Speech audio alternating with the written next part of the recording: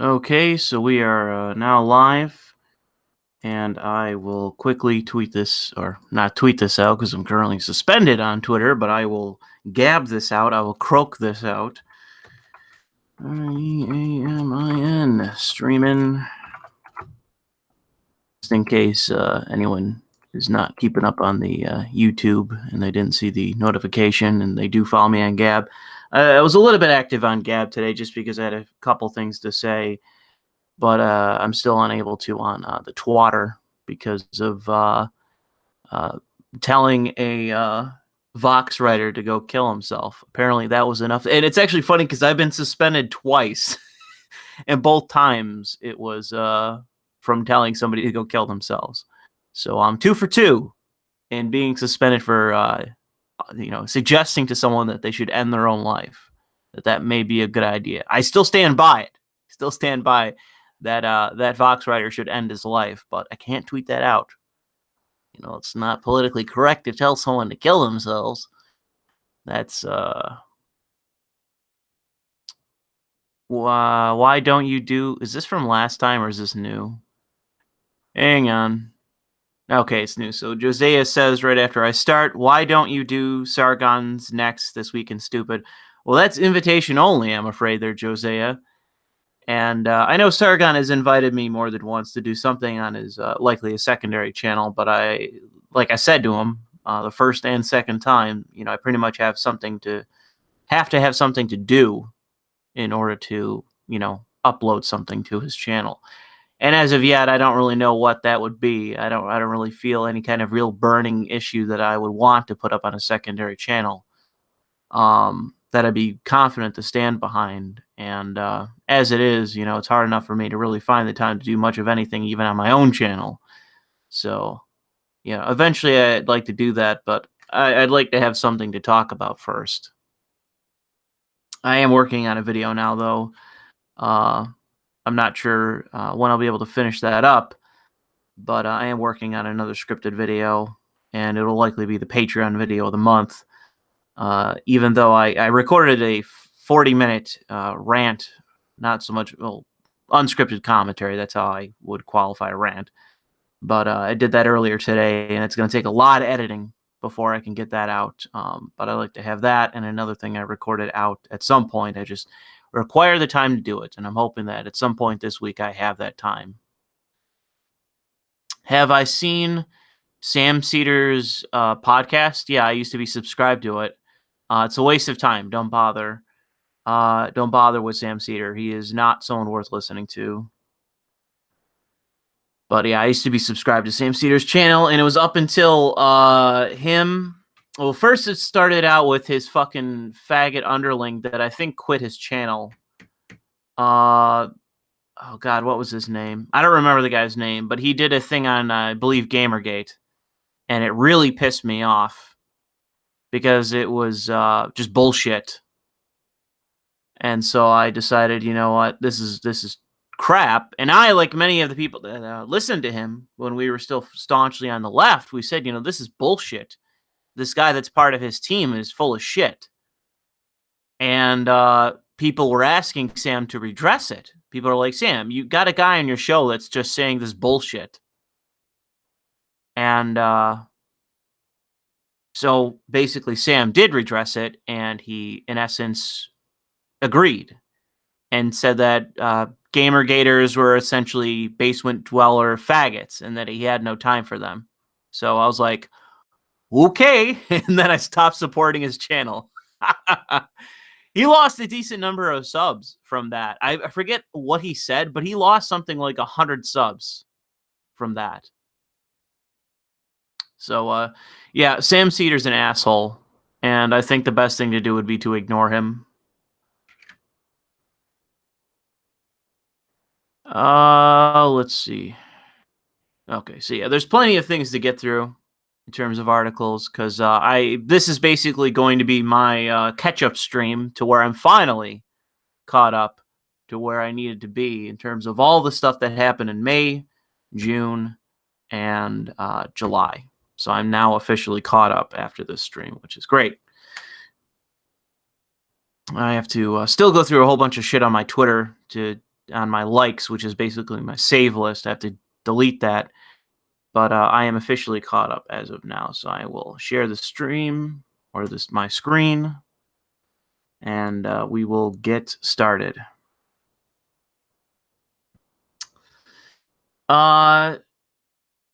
So yeah, this is back from mid-June, which is a handful of articles that I still need to catch up with. And so far, things are progressing good, as far as I can tell. I know there's been some bumps along the way, but as far as I can tell, things are still good between North Korea and the United States. And Trump's trip over to Singapore, it appears that things are continuing on to be good, and although there are hiccups to it, but otherwise things are still progressing nicely. And my hope is that we will have Fat Boy come to Washington, and Trump can head on over to their shithole and continue to mend things, and everything can continue to progress smoothly. Love your channel, Louis. This is from Hunter. Here's some money to get beer. I'm already way ahead of you. I went out earlier and bought some Coronas. And I have one in a nice frosted mug.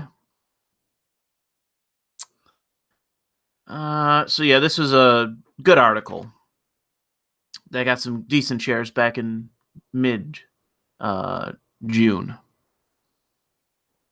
So actually, I don't want to spoil anything, because we got some juice. We got some fucking juicy articles here, some spicy articles to get through. So this is something that happened at the end of June, which is that the guy that had his case that went all the way to the Supreme Court, who was, God damn it, who was a baker who did not want to do an arrangement. Or wait, actually, oh no, this is the florist. Okay. So this case was thrown out. And this is actually, I could have talked about, and I think I already have talked about the case involving the florist. That case, they won. And in this case,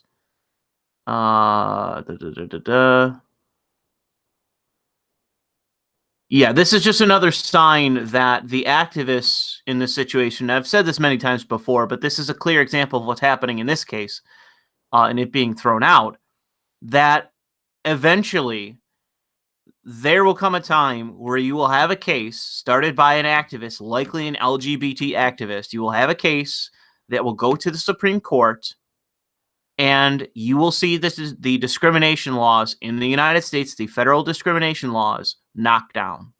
I'm calling that. That's my prediction. Everything is on that track right now. So if my prediction's correct, in the next 5 to 10 years, I'm leaning honestly towards 5, but it could be anywhere between 5 to 10. This is my prediction. This is my sticks, hex, and hammer prediction. You're going to see discrimination laws in this country take a serious blow, because the activist groups will not stop. And it keeps going to the Supreme Court. And the rulings are they are teetering on the point of saying that you do have the right as a business to discriminate. And if that happens, all of those discrimination laws go. Every single one of them. So I have no idea what the activist groups are thinking, but holy crap, are they playing a dangerous game? They are playing, and I think I already said this, they are playing Russian roulette with a pistol with 5 rounds out of 6 in the chamber, or 7 out of 8, depending on the pistol. They're playing a very dangerous game, and they're not going to win based on, just read the court cases, read the final opinions. They're crazy. They are not going to win this. So yeah, they're not going to win this, and I don't know what they're doing. Every time one of these fucking cases gets to the Supreme Court, they're lucky that the Supreme Court doesn't take it. In this instance, they didn't. They kicked it down. They didn't want to deal with it.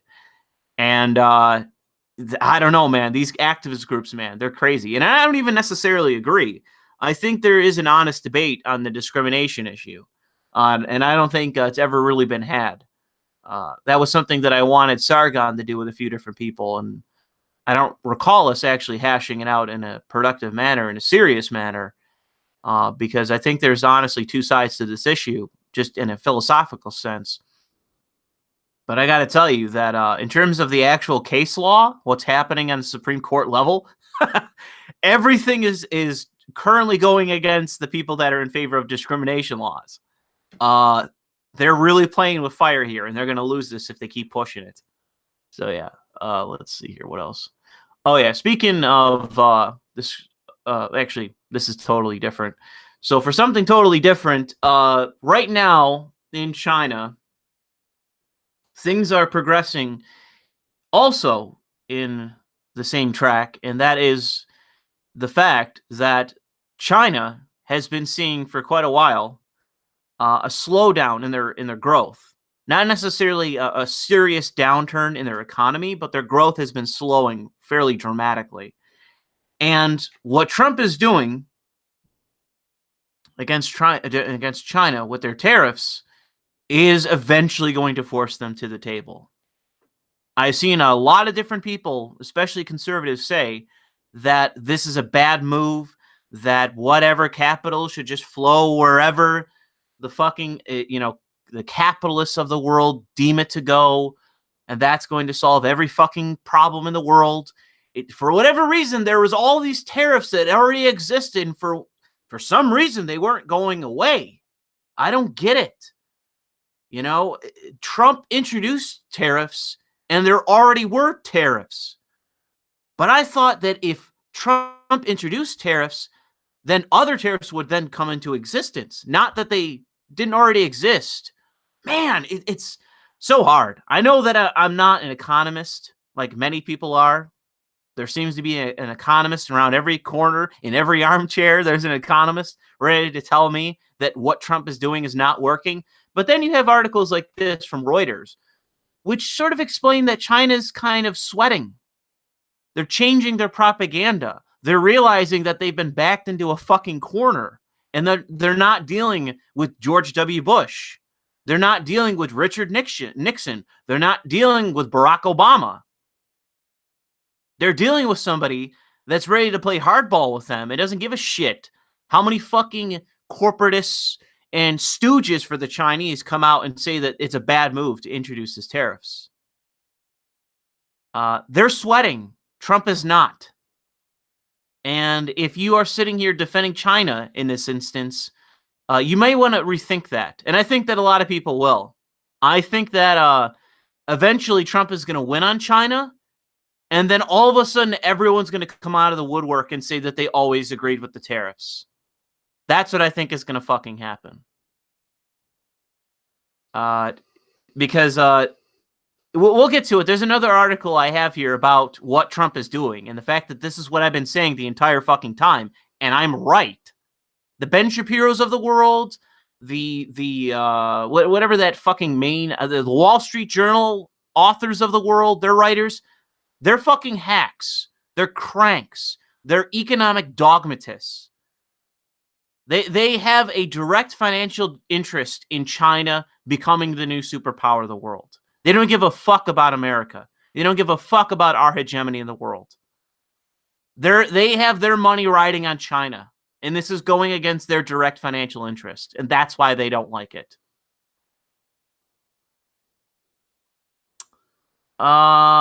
So here's a good story. Here's a feel-good story. So Kit Harington and Rose Leslie, who played a romantic couple on Game of Thrones, Kit Harington playing the bastard Stark, although quote-unquote the bastard Stark, if you know the lore of Game of Thrones. He played the bastard Stark, and Rose here played a oh god, what is it? What is somebody in the chat shouted out? What are they called up north? Free folk. One of the free folk. And so they played a romantic couple in the show. Wildling, thank you. And they just got married in real life. This happened June 23rd. Snow niggers. That's a funny one. Guy with a weird symbol name. And yeah, I just thought this was a feel-good story. I like this. So they got married in real life. And so yeah, I thought this was a cute story and I'd bring it up. So yeah, I like this. They had some very good photos out from this wedding. A whole bunch of the stars from Game of Thrones went to the wedding, including not the entire Stark family in terms of the actors, but a good portion of them. So yeah, there's some very cute photos of them at the wedding. So yeah, thumbs up for this. Not everything is going to be negative here. So let's get to a funny story. Let's get to a fucking funny story. So this, I know who George Will is. I don't know how many people listening to this know who George Will is. Okay, George Will is a very heavy. Is like the quintessential establishment Republican. This is somebody that I was told is smarter than me. This is somebody who's considered to be the intelligentsia of the right. Okay. He's considered to be a very smart conservative. And I've never really thought that. I've always considered most of the intelligentsia on the right to be hucksters, to be shills, to be corporatists. I don't really like many of the so-called intelligentsia of the right. I've seen people say that about Jordan Peterson. I don't think that's true. I don't really think he's an actual conservative. He definitely doesn't strike me as a moralizing cocksucker. So, sorry. I don't really mean to be too rude here, but that's something that a lot of these people have in common in terms of like the intelligentsia right, like Ben Shapiro, who's considered intelligentsia of the right. He's a moralizing cocksucker, and I can't stand him for it. George Will is somewhat similar to that, even though he's like more of like a neoconish establishment Republican, a Bushite establishment Republican.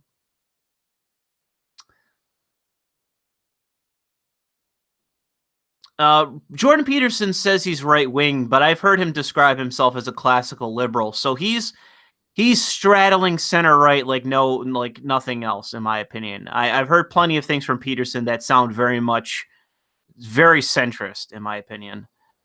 So I would say that if he is right, he's very center right based on what I've seen of him. And I'm speaking to Peterson, mind you. But George Will came out and he said something incredibly similar, and I think I have an article here talking about this. But he said something very similar to another right-wing guy. Oh God, where is it? It's an InfoWars article. Where is it? No, do I not have that article up? Oh, did I forget to send it to myself or something? What's going on? Let me find it. It was from today. InfoWars right-wing immigrants. Let me see here. Oh, Jesus Christ.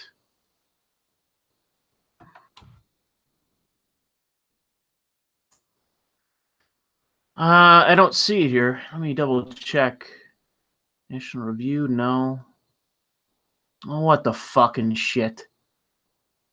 I'm just trying to get the fucking InfoWars here.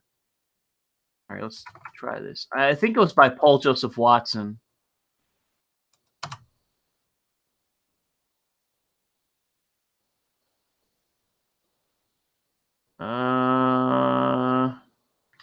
Fuck.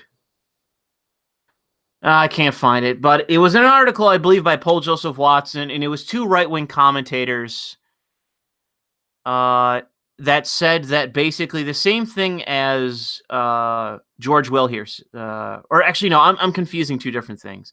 So in this article, basically, George Will hates Trump, and he believes that Trump is ruining the Republican Party.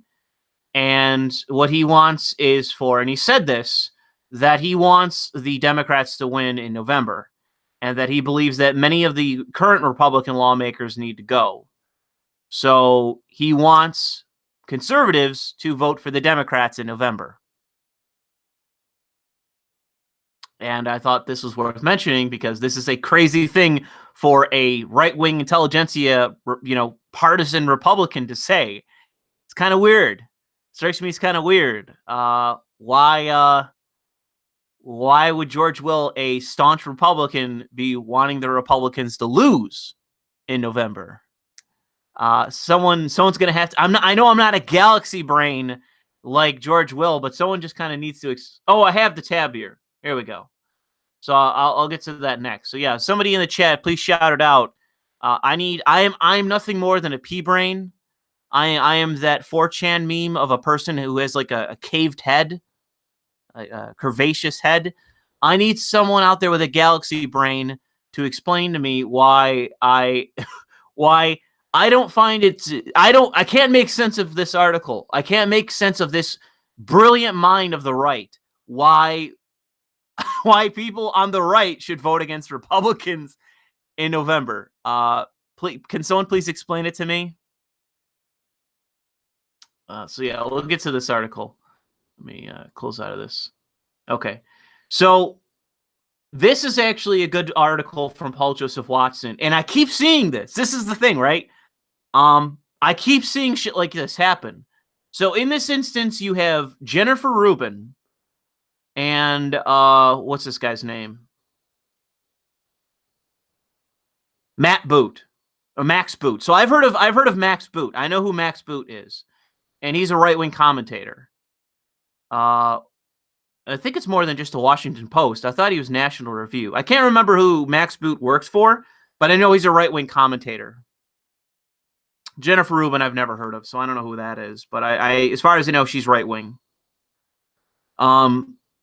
So this is something I keep hearing from people on the right. And it's that, in essence, illegal immigrants are superior to the white working class. Fuck the white working class.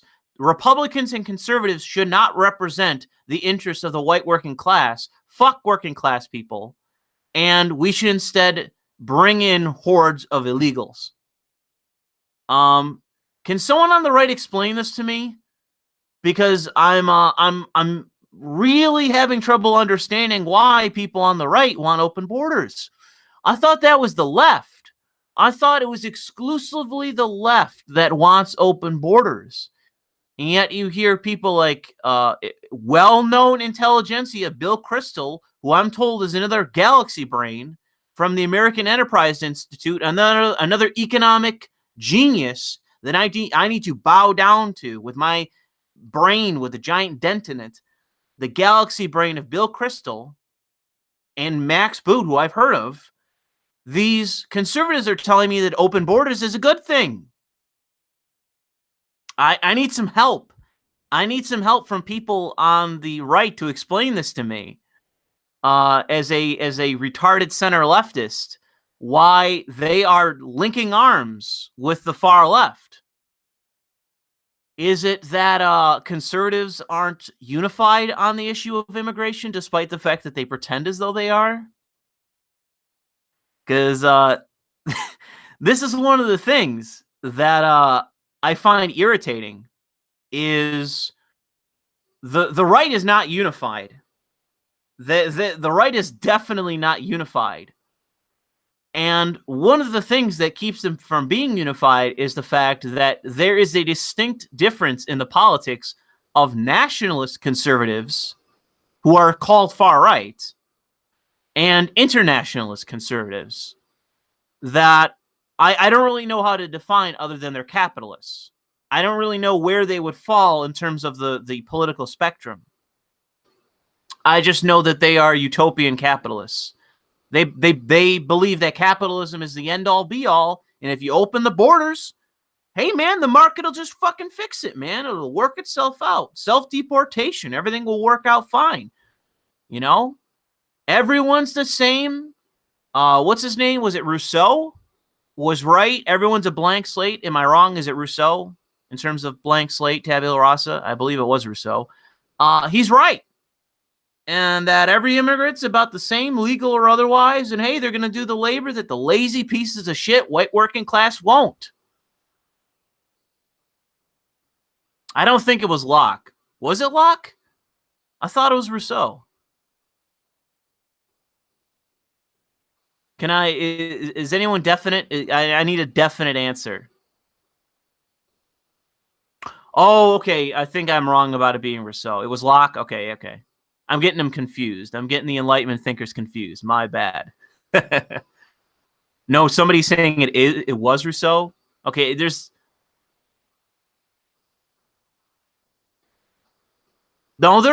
people saying, okay, I have Charles Hartman in the chat saying that you can't be a globalist conservative. It's an oxymoron. You would think that there, Chuck. But there seems to be quite a few globalist, quote unquote, conservatives. There seem to be quite a few. Of them. It was Steven Pinker. It may have been Steven Pinker. I think he is a social constructivist.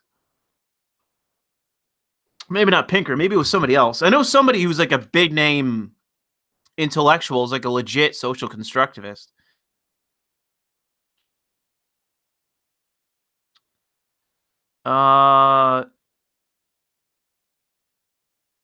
So both people are right. Anyways, the thing is that people say that.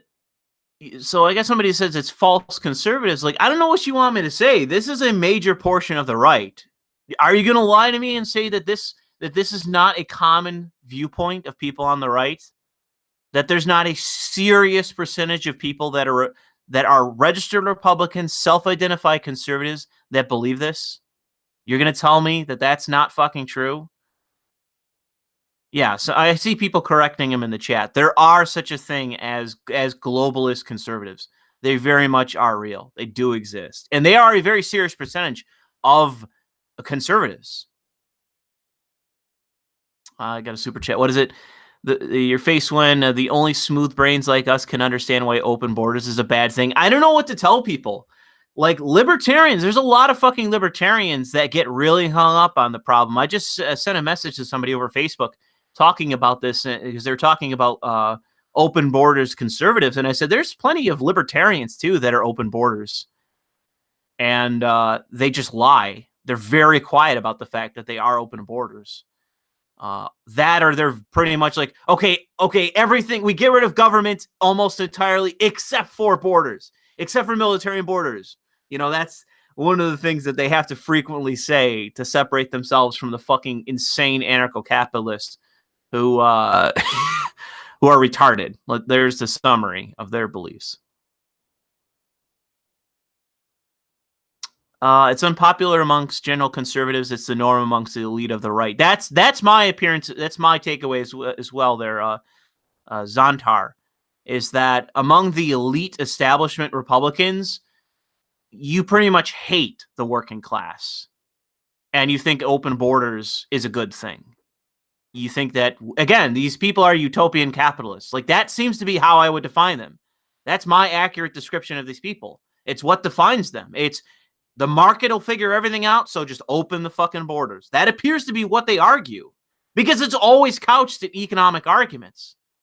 I don't know how else to put it. I had somebody get on my case saying that I'm wrong to say that they're utopian capitalists, but that's the only thing I get from them. That's all they talk about is economics.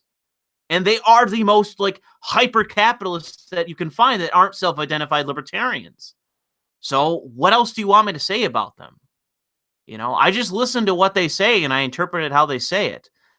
They aren't moralists from what I can tell. Ben Shapiro is, but I don't know how much that's fake with him. I don't know how much of that is just persona with him. But yeah. Yeah, but anyways, as far as I can tell, most on the ground Republicans and conservatives are very much not open borders types.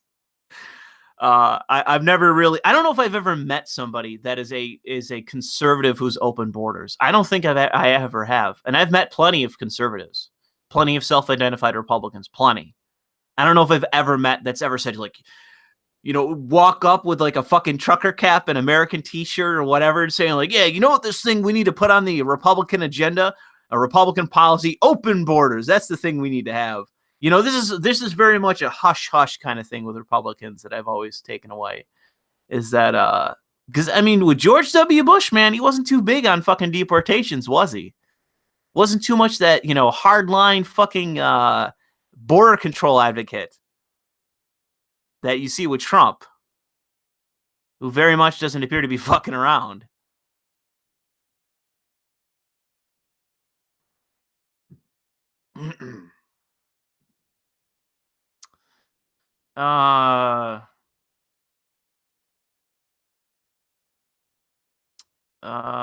Immigration in a stateless society wouldn't matter.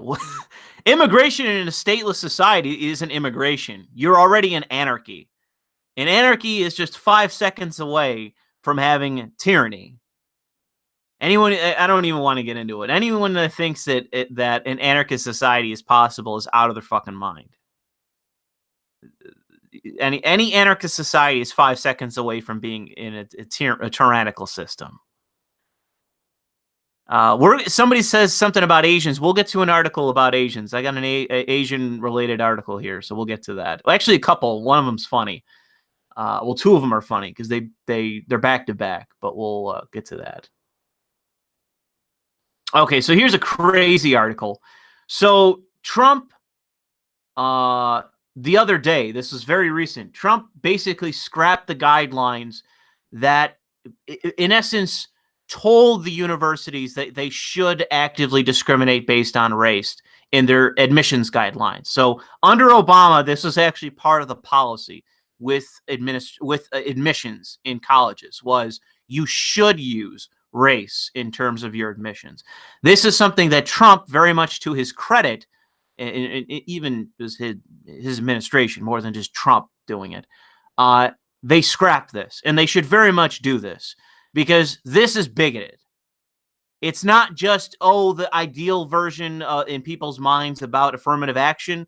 What this is bigoted, because it's actively discriminating against Asians. That is the big demographic that is currently being discriminated against in the United States. And so, very honorably, Trump scrapped these shitty guidelines and basically said, don't discriminate against people of different races in your admissions process. You should not be doing this. This is racist. This is not equal opportunity. This is directly ending in bigotry against a certain group of people. This is wrong. You should not be fucking doing this. Stop doing it. And right now, as it says in this fucking article, there's like 6 lawsuits against Harvard right now. There's like 6 different fucking lawsuits against them. All for the same shit. All for discrimination. All for having a hostile environment as a college campus. It's fucking out of control.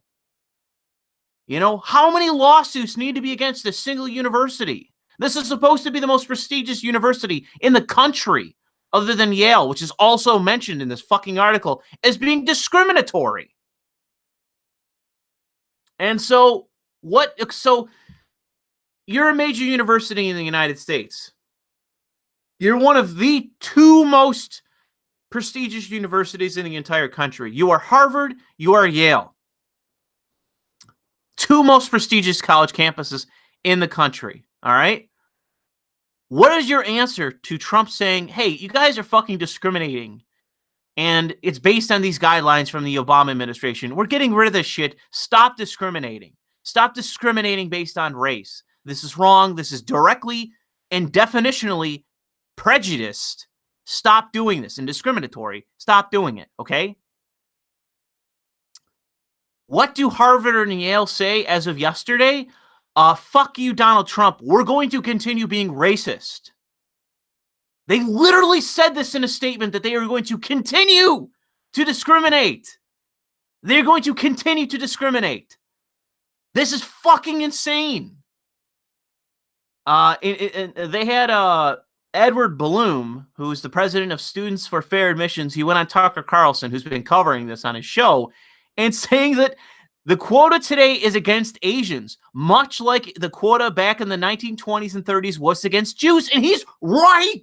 It is specifically exactly the same. You are, as an institution, specifically discriminating against people based on their race. It's fucking insane. And it's amazing that they're defying the guidelines set by the president, his administration, through the Department of Education. They are specifically ignoring guidelines to say, stop discriminating based on race in your admissions process. Stop fucking doing it. And they're saying no. They're saying no. This is unbelievable to me. Because now what's going to happen is that the federal government is going to sue them. The federal government is going to sue them. The federal government is going to sue Harvard and Yale. I already know where this is going to go. They are defying the guidelines set by the government. The government will sue them because they have to follow federal guidelines. They can't discriminate in this way. They cannot actually discriminate in this way. They have to follow federal guidelines. And I'd be amazed to see the outcome of this lawsuit. Because again, this is another thing. Like, can an institution actively racially discriminate? Can an institution racially discriminate? This is fucking nuts. I don't know what's happening in this country. I mean, I do. What I love is the fact that this is everything Jordan Peterson's talking about. This is everything Jordan Peterson's talking about. Who do you think is in favor of this? Is it all those conservatives at Harvard? Is it all those Republicans at Yale? Is that who's being like, we need to discriminate against the slants. We need to discriminate against the chinks. Get them out of these universities. And all those white supremacists at Harvard, is that who's discriminating against Asians? I don't think so. I think it's a lot of far leftists, communists, Marxists, and postmodernists. That's who I think is in favor of this discrimination. So yet again, this is another story from just yesterday that proves once again why Jordan Peterson is right. Jordan Peterson is right. Let's say it together. You ready, chat? Let's say it together. Because apparently some people think Jordan Peterson's a fucking retard who has nothing to say that's worth listening to. So let's say it together, chat. Jordan Peterson is right. Jordan Peterson is right. A period between every word. He is correct. This is where this is stemming from. This is why the two most prestigious universities in the country are actively being racist, are institutionalizing their racism. It's because of these lunatic activists and academics in our universities. It's not white supremacy. It's not the far right. It is the left. It is the far left. It is the postmodernists. It is the Marxists and communists in academia. They are racists who are actively discriminating against the smallest minority in the country other than maybe Jews. And they're probably discriminating against Jews too. If I had to put money on it, I would bet they're discriminating against Jews too. So fuck Harvard, fuck Yale. I hope the federal government sues them and they are forced to comply with federal regulations on not discriminating racially against potential students in their admissions process. This is wrong. This is wrong. Not just in the sense of legally, this is morally wrong. This should not be occurring in a free society. If they want to discriminate based on do it based on academic performance, which is how any university should discriminate, based on how good the student actually is. Not based on fucking race. God, this is a fucking 19th century bullshit problem. What is this shit? So yeah, here's the next article. Douglas Murray for The Spectator covering the fact that universities in this country are hemorrhaging money because of this shit. All these universities that have all this bullshit going on, whether it's University of Missouri, Whether it's where is it? There's another good example. Wilfrid Laurier in Ontario. Whether it's where is it?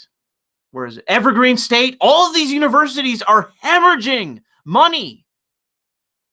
They're failing as institutions because of the fucking shit going on at them. You know, I don't agree fully with Douglas Murray, who puts the onus more on students than anybody else, when I put the utmost onus on the university itself as an institution, but more so on the professors that have infected it. I mean, where do you think the students are learning this shit? Do you just think they're picking it up by fucking osmosis? No, they're being taught this shit and being indoctrinated into these beliefs. It's the academics. It's the professors. It's not just the students.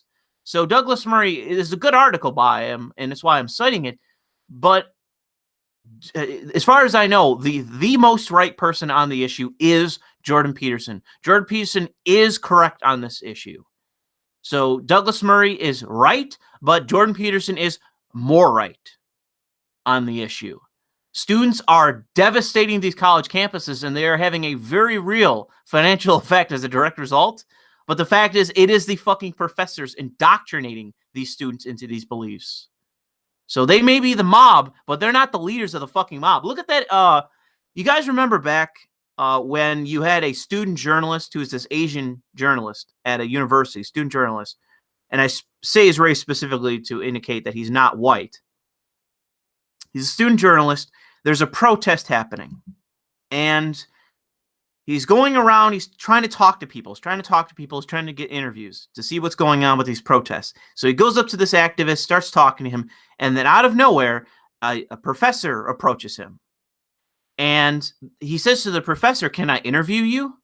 Can I interview you about what's going on?" And the professor, and someone just said it, Melissa Click, says to him, "No, get out of here."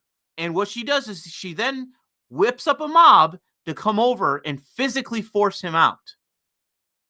Again, it's not the students. They're the muscle. It's the professors. The professors are the ones that are behind it. It's not the students. So yeah, I thought I'd mention that because that's the real difference here. It's people are trying to, like, Douglas Murray in this instance sees the students holding the whip, so to say, but it is the professors. They are the ones that are behind all of it. They're the ones that need to go. You know, students, if they act out, obviously expel them. But it's the professors that are teaching them, are indoctrinating them to act out. So get rid of them first. So yeah, decent article, but I thought I would mention that. That's why it's here. Oh yeah, going back to tariffs really quick. Chuck Schumer is in favor of the tariffs in China, by the way. So yeah. So I know Democrats right now are screaming, "Oh, the tariffs, blah, blah, blah."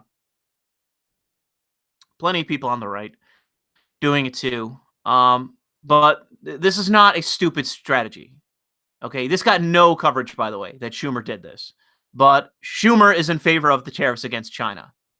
You know, he actually said in this article, I believe, that he wants Trump to go further. And since then, Trump has gone further. Trump has introduced even more tariffs since this article was written. Chuck Schumer is on board. Okay, the unions are on board.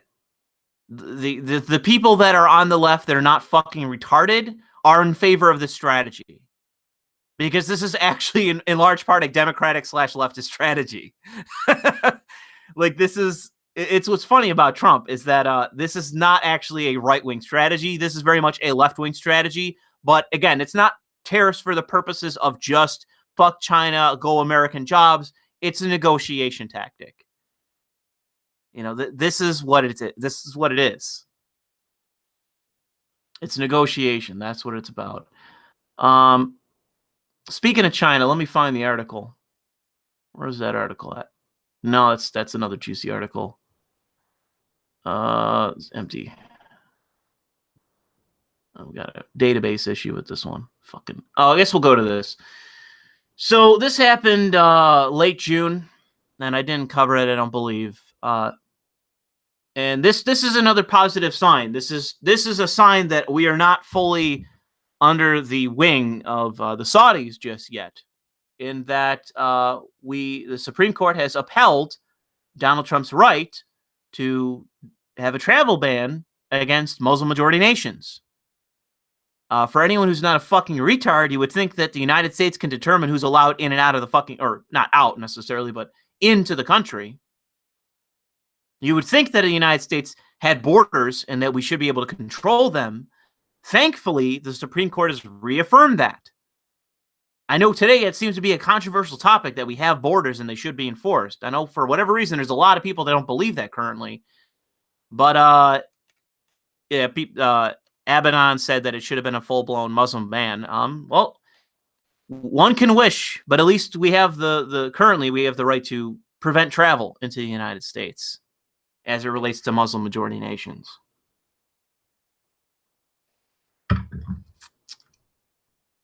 I just thought I'd mention this. This is a good story and a good ruling by the Supreme Court.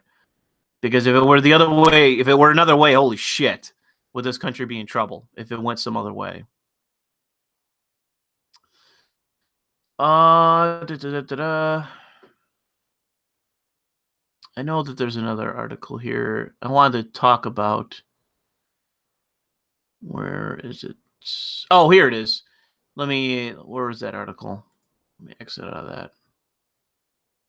So, Hillary Clinton, when she's not complaining about the fact that everyone but herself is at fault for her election loss from 2 years ago, she says on occasion she'll say something intelligent. So when was this from? This is actually from May of this year. And I didn't see much coverage for this, but it appears that Hillary Clinton shares the concern of many people that, according to her, that New Zealand and Australia are entering a new global battle, and it's because the Chinese are actively trying to influence them. And not in the bullshit Russia sense, but in the very real sense of trying to co-opt their own domestic politics to their own ends. And it's at least encouraging to see that there's some person out there who's a Clintonite, even if it's Clinton herself, that can acknowledge the fact that China is a hostile power. That's something that I think we need to hear more of every now and then, that China is not our buddy. China's not trying to help out the United States. China's not a fucking ally just because we trade with them. They're a hostile power. And I don't really understand that. I don't hear enough people saying that. I really don't. I really don't hear a lot of people nowadays say this, that China is a hostile power. So cheers to Clinton for, at least saying something in a room full of people in which she was pandering. But at least she said it, So here's a small story, and this happened in mid-June, where the Southern Poverty Law Center, which is a partisan hack group, basically settled with Majid Nawaz and Quilliam, as it relates to Majid Nawaz being whatever it was, an anti-Muslim extremist, something like that. I forget what the exact label was, but they basically slurred him as an extremist and anti-Muslim when he is in fact a very liberal Muslim, one of the very few as far as I can tell. But he's a very liberal Muslim, and he has very basic bitch sort of Clinton-style politics. But he is a Muslim reformer. He wants Islam as a religion to reform. He's not a bad actor. He's not a bad guy. And he was slandered by this organization that has inspired in the past, and this is true, they have inspired through their propaganda people to go out and attack people. I think there's been 3 instances where that's been the case, where they have the person that did the attack cited the Southern Poverty Law Center as their reasoning behind their attack. I get that the culpability only goes so far as it relates to somebody acting violently. There's obviously an argument against the culpability lying with the person themselves. However, the problem is that this scared Majid Nawaz, and he felt that he did not have any other role to, or any other choice but to sue the Southern Poverty Law Center, because as they settled. So in effect, he won. They slandered him. They defamed him. And they did so in a way that Majid Nawaz feared would result in violence. So it's a good thing that he won this lawsuit, in effect. He didn't win in a court, but they settled. And that's just a concession. They had to apologize. They fully conceded, as far as I can tell. The only reason they probably didn't go to court, it was probably because they would have gotten their asses whooped in court, and they would have had to pay him way more than $3 million for what they did. So yeah, this is a good lawsuit for him to win, and congratulations to him and his organization for winning a shitload of money against a slanderous partisan organization. We'll get to that article. Okay, so this is a story from May that I when I read it, I was like, oh my God, I have to fucking talk about this. So I'm going to explain what happened in this instance. Okay. So Gregory Hill, so Greg Hill Jr., is a 30-year-old black man, and he was shot by a sheriff's deputy. You know, it doesn't matter what race he is, in St. Lucie County, Florida. And there was a noise complaint. So the cop had a call, and he showed up. So what happened, if I recall correctly, is that Hill opened the garage door and was abrasive, if I recall correctly. Now, or actually, did they shoot through the garage door?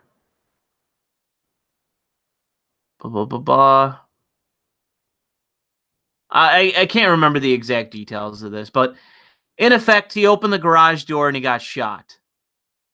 Yeah, he raised the garage door, but then closed it after seeing police. The deputy then shot through the door 4 times as it closed. So he opened the garage, he saw the cops, then started closing the garage, and they shot him. So based on that, it begs some questions. What exactly about this situation forced the cops to fire? Was this a trigger-happy cop? You know, was he a racist? What happened? What happened? Okay. What happened to get this guy shot? Because all he did, they came for a noise complaint. He opened the garage. He saw the cops, and then he closed the garage. Why did they shoot him? So you start looking into this story, and you find out that he got shot, and one of the reasons they claim he got shot was that he had a gun on him, and that he brandished the gun. So now this goes from, well, the cops show up for a call about a noise complaint, and they shoot this guy. Why the hell did they shoot this guy through his garage door? And then you find out, yeah, he was very likely brandishing a fucking gun, which was recovered on the scene. They found an unloaded gun on his person. And I can't remember if they claim they fell back. They after they shot him, they didn't know he was dead. They fell back and they called in a SWAT team, and the SWAT team raided the home and found him dead. So obviously everyone claimed that this was racism, and it went to court, right? Because you got to determine who's at fault, what happened. You know, maybe he didn't have a gun, maybe the cops at fault, so it goes to court. Okay? So if it goes all the way to federal court, and the ruling of the federal court was determined that the police officer, the deputy, was 1% at fault. So the cop was 1% at fault for shooting through the door and killing Hill here, Greg. And Greg was 99% at fault for getting shot. So they're asking for some percentage of money. I forget what the exact dollar amount was, but they awarded him, or his family, his estate, $4 for the fault of the officer, for the fault of the state, which was 1%. The state was at fault for 1% of what happened in killing this guy, so they got exactly that. 1% of the total amount they asked for, which was $4. I read this article, and I will not lie. The first time I read this, I laughed out loud for a solid minute. 1% of $400 is $4. Is that true? I think it was more than $400 than they were asking for. It's just funny because the whole thing is that they're focusing on the $4 thing, which is what this. I'll link the article. You can go read it. But I laughed just like they're focusing on the $4 amount as if though that's some big injustice. But it's the jury that awarded it. Like, what do you want them to do? It wasn't the state that awarded it. It was the jury. They're the one that determined fault.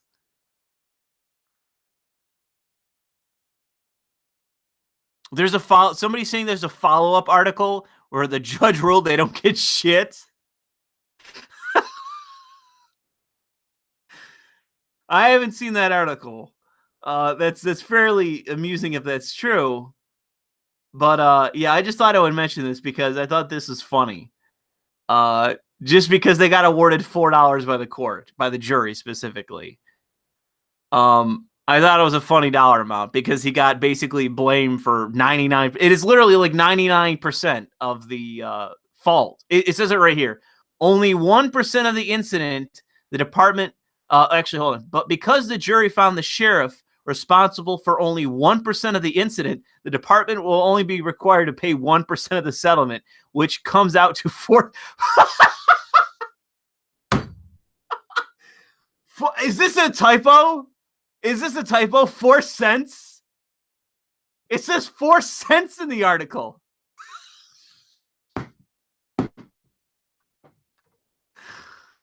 Oh my God. Okay, we might have to move on because this article. I don't want to get too much in this article because again, this guy's fucking dead, and I don't like he had a family in that. I'm not really here to shit on the fact that his family's probably devastated and all that, and he has children as far as I'm aware. And now he has 3 children, and child is a father of 3. Like now his kids are gonna grow up with no fucking father, and I'm not really in favor of that. And obviously, this is a tragic situation. But there's too much about this shit that is just insanely hilarious. And it is in a morbid sense. It is. I mean, and again, I didn't determine this. This is the fucking jury. Oh, no. So it awarded him $4. And then later on, it was reduced to 4 cents. Oh, my God. Yeah. From a detached, morbid perspective, this is an insanely funny story. Like I said, when I read this article originally, I laughed out loud for a solid minute. Somebody asked if they get it in cash. They probably got it in a check from the state or whomever, from the city, the county, actually. They probably got a check from the county for 4 cents. That was their settlement. Spend it wisely. Invest it wisely. Hill Estate, Hill family. So we'll move on from there, and that's a goofy story. Okay, so here's a funny article. This is from early June. It was from Politico, where Romney was like, "Yo, bro, he's gonna get reelected." Romney's calling it. Romney's calling it in 2018 that Trump's gonna be fucking reelected. And I have to say that I think Romney is fucking right here. I think Romney is very much right because by all appearances, the Democratic Party is not going to find fucking anybody who's going to be able to oppose Trump. I don't think there's anybody. I've not seen a single fucking person that can stand toe to toe and win. I don't know if there's anybody.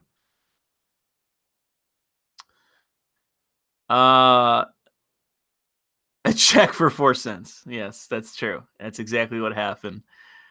But yeah, I have to go with Romney here, just based on what I've seen so far. I don't think the fucking Democrats are going to be able to pull it off. Yeah, see, people are saying fuck Romney. Yeah, fuck Romney, sure. But the thing is that Romney is just speaking truth to the matter. Romney's just saying it how he sees it. He's just saying, like, listen, and it's funny if you read the article, he's not like, oh, I love Trump, blah, blah, blah. He's like, yeah, I think this is going to happen. I think the party's going to reelect him. He's going to get the nomination easily, and then he's going to win. You know, like, he's going to win. It's just funny to see this. Like, I think the establishment powers, and Mitt Romney is very much an establishment conservative. He's just like, bro, like, Trump has won. There's just nothing we're going to be able to do in this. All right, just Trump's won. People are saying Yeb is coming back. We'll get to that. Okay, so here is one of the saddest fucking articles that I've ever read from the New York Times. And for anyone who's like a traditional conservative in the chat, you can feel free to fucking laugh at this article. You can feel free to laugh at the cat moms, the I don't need no man, single dumpy white women who think that, you know, they're going to live out the rest of their lives and be happy when they're 38 years old, and that biological clock is like, boom, boom, baby, you better get a fucking seed in you. You better get that seed in you, and you better have a kid tomorrow. That biological clock, man, it's hard to beat. It's hard to fucking beat. And I think that there is a lot of women out there that buy into this mainly feminist myth that they're just going to be good. They're just going to be good into their 40s, into their 50s, into their 60s, into their 70s. They're still going to be able to maintain their egotistic pseudo self-actualization.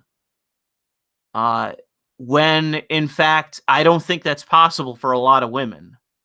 I think that for a lot of women, it's not easy to be single at 38 and to not have a child. I think that there's a very big biological imperative for a lot of women to have children. I think what this article is about, and it's you can feel free to read it. It's pretty rambling, but it in essence says what every traditionalist conservative would say to a woman in this instance, where, well, I don't know, traditionalists are kind of all over the place, but a smart traditionalist would say that you're fighting against what is natural for women, as they would put it, and it is eventually going to hit you like a fucking ball-peen hammer in the face. You are going to get hit with this like a sledgehammer, and you're going to realize that the whole bullshit feminist myth of a woman don't need no man, and you don't need a baby, you don't need a kid, it's going to catch up with you, and you're going to realize, holy shit, I'm 38 and I'm fucking alone. I think for a lot of women, more than most, that this is true. That at some point in their 30s, biology is going to catch up with them, and they could be the most ideologically pure fucking lunatic feminist that they think they like, a political lesbian feminist. That's how crazy they are. Their biological clock is going to catch up with them, and they are just going to not know what to fucking do. And that's what this article is. This is a feminist who's realized, holy shit, I'm single, I don't have a kid, I'm almost 40. What the fuck am I going to do? Yeah. So this isn't really me laughing, pointing and laughing. This is me saying, like, yeah, this is basically where, being a lonely spinster at 40 to own the cons. That's this article. Being a lonely spinster to own the cons, which is what it is. This is all ideological. That's why you're doing this shit. That's why you're fighting your own urges. It's all ideological. You know, it's ridiculous. No one's telling a woman that she has to be a mom. No one's telling a woman that they have to marry them. No one's telling a woman anything in this day and age. No one. No one's telling a woman shit. If anyone's telling women anything, it's other fucking women. Those are the only people telling women things, is other women. Every man in this world, including myself, is so fucking cowed that we're afraid to say anything, especially to a woman that we're attracted to. We're cowed.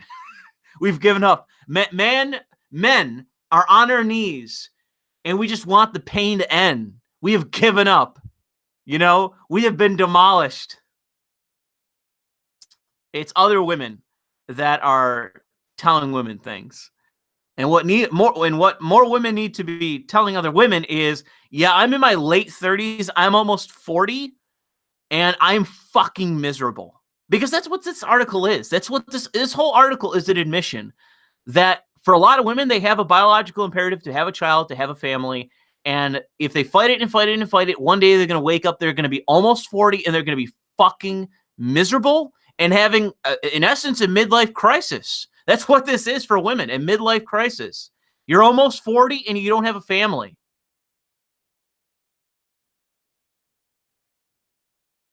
Hypergamy? I don't recognize the word there, Joe. The action of marrying a person of a superior caste or class. Is that the only meaning? Oh, marrying up. Okay. I recognize what you mean by that. Yeah. I don't even know if it's necessarily marrying up. It's just having a family, starting a family. Oh shit, I don't want to spoil this. Ah! No! There we go.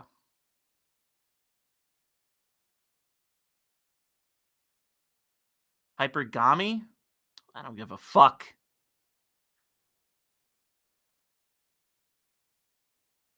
Well, that's a problem. See, that's one of the other funny things. I don't really know how much I want to get into this. Hypergamy pronounced like polygamy. So hypergamy? Is that how you say it? Hypergamy? Whatever. I know what it means. I know what it means. I just don't know how to say it. That's one of the things that's weird about women in STEM. And women in like high professions and all that, people like corporate climber women. Who the fuck are they going to marry? I've seen a bunch of articles on it, but that's the question I pose to you, the chat. If you have all these professional class, upper middle class, rich women, who the fuck are they going to marry? Because it ain't me, man. I'm making like 40 grand a year, low 40s, close to 40 grand a year. And are they going to marry me? You know, I'm more than willing to marry up. I'm cool with that. You know, I like that. That's one of that's I don't know how to describe it other than like that's a fetish I have. That's a fetish I have, to marry a rich girl. Origami. Josiah has it right. Origami. Thank you, Josiah, for that correction. Origami. Get a wife, Lewis? Bro, I wish. Who's the hypergamy killer? Oh, that's a good joke. Good joke. Mitch saying, I make less than 10K, LOL. Get a job, you fucking faggot. Get a job. I want everyone in this fucking chat to tell Mitch to get a goddamn job. I'm going to type it in myself. That way I'm not a hypocrite. Mitch, get a fucking job, fag. Oh, fuck, wrong. Hang on. There we go.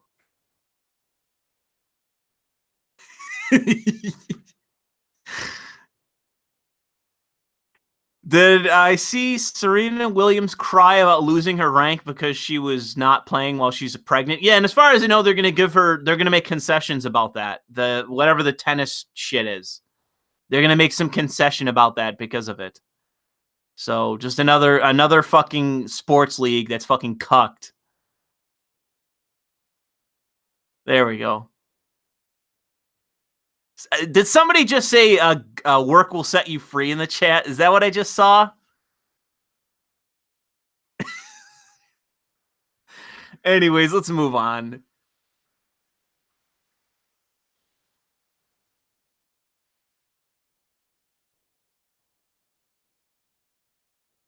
Okay, so this is a crazy fucking article, but it's true.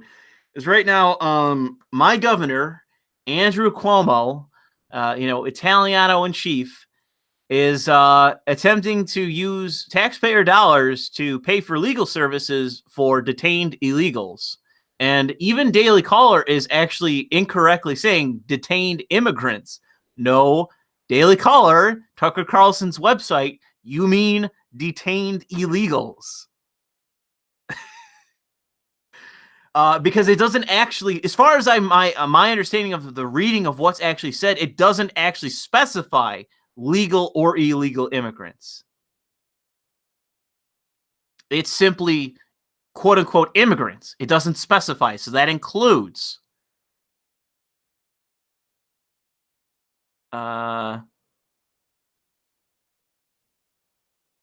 slavery's freedom.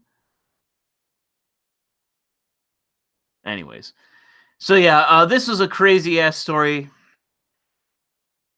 I gotta say that this is what this is just posturing and bullshit from Cuomo. I mean, he may actually do it, but it's bullshit by Cuomo to win his reelection. I don't know why he's worried about Cynthia Nixon, who we have an article coming up on. I don't know why he's worried. He's gonna win. He's gonna fucking easily beat her. Because Zephyr Teachout was definitely way more articulate than Cynthia Nixon. I don't know why Zephyr Teachout has endorsed her. Cynthia Dixon is a fucking moron. But Zephyr Teachout definitely stood firm against Andrew Cuomo. But he's going to fucking dominate Cynthia Nixon, and he's going to easily win his primary. So, yeah. Stupid, but just more virtue signaling from this jerk-off. So here's another article. Some of you will recall a stream that I did a while back where I said one of the real strategies that the New York Republican Party, what they should not have done is, and what they should not do is what they did the last time they ran against Cuomo, who's won over and over again. The last time, that wasn't Carl Palladino. Rob Astorio, or Astorino, however you say it. They ran some random Italian guy from the middle of fucking nowhere against Cuomo, who had zero name recognition, and some black guy, if I remember correctly, who was like a sheriff as his attorney general. Or no, lieutenant governor. Sorry. It was the black sheriff guy was his lieutenant governor. And they got blown the fuck out. Rob Astorino got blown the fuck out. It was an embarrassing campaign. Cuomo utterly dominated him.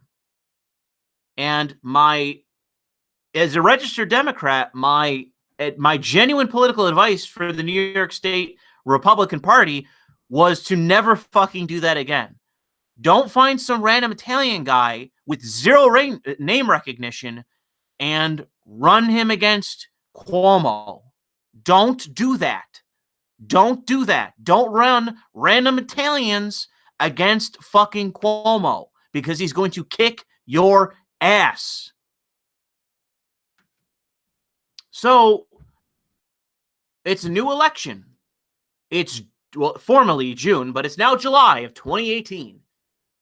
All the galaxy brains at the New York State Republican Party, all the strategists, the people being paid hundreds of thousands, millions of dollars, they're getting paid six figures a year to strategize.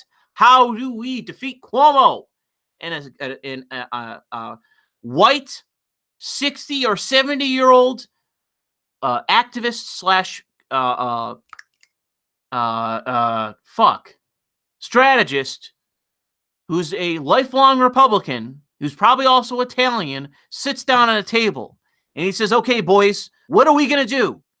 How do we beat Cuomo? What can we do to beat Cuomo? And all the other white 60-year-old, 70-year-old Italians in the room who all do this, who are exactly the same, who are basically the joke that white leftists have, that Kay and Peele did about black Republicans. New York State Republicans are basically the same joke. They're all Italians. They're all 60-year-old Italians. They're all together in a room, and they go, I got it. We know what to do. Let's run another fucking Italian guy who no one's heard of. Let's literally do the exact same thing that we did last time, where we got blown the fuck out. And no, I'm not kidding. I am not fucking kidding. They are literally doing the exact same thing over again. The exact, like literally, the only difference, it's not the same fucking guy. That's the only fucking difference. It's some random, it's Dutchess County executive, Mark Moliano, whatever the fuck. Some Italian guy from Dutchess County. Okay? I'm going to Google Dutchess County again real quick. Because Let's find it. Let's find it on a fucking map. Okay? Downstate New York. He's the county executive of right here in New York. Okay? You're going to have to pardon me if I've never fucking heard of this guy before. Even as one of the biggest fucking political wonks that talks about New York State politics, I have never fucking heard of this guy. This is the guy they decided to run. The party decided to run against a fucking Cuomo. And you just kind of sit there and you say to yourself, like, what the fuck are you doing? This is the exact same fucking strategy. This is the exact strategy. What the fuck are they doing? What? Seriously.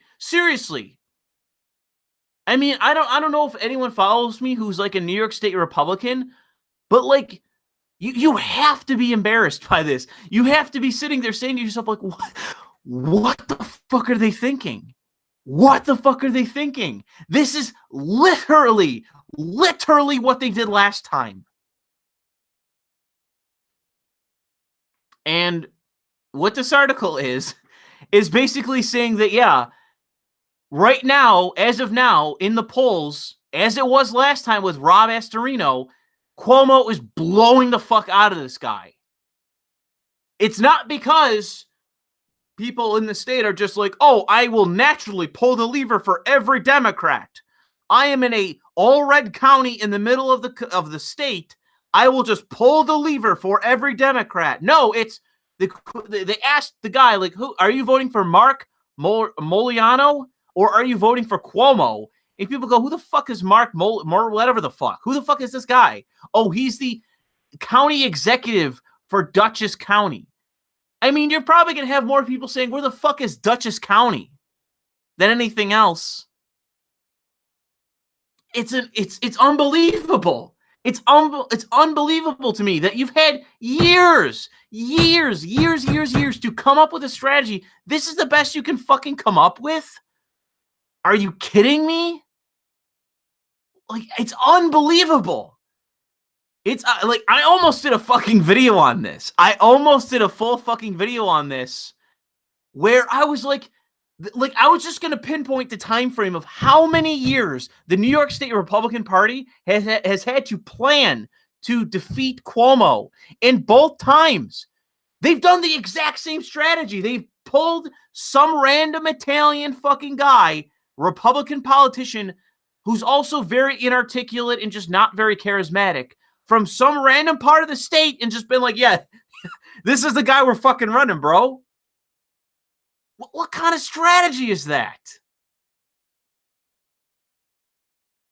Title the video, where the fuck is Dutchess County? I mean, pretty much.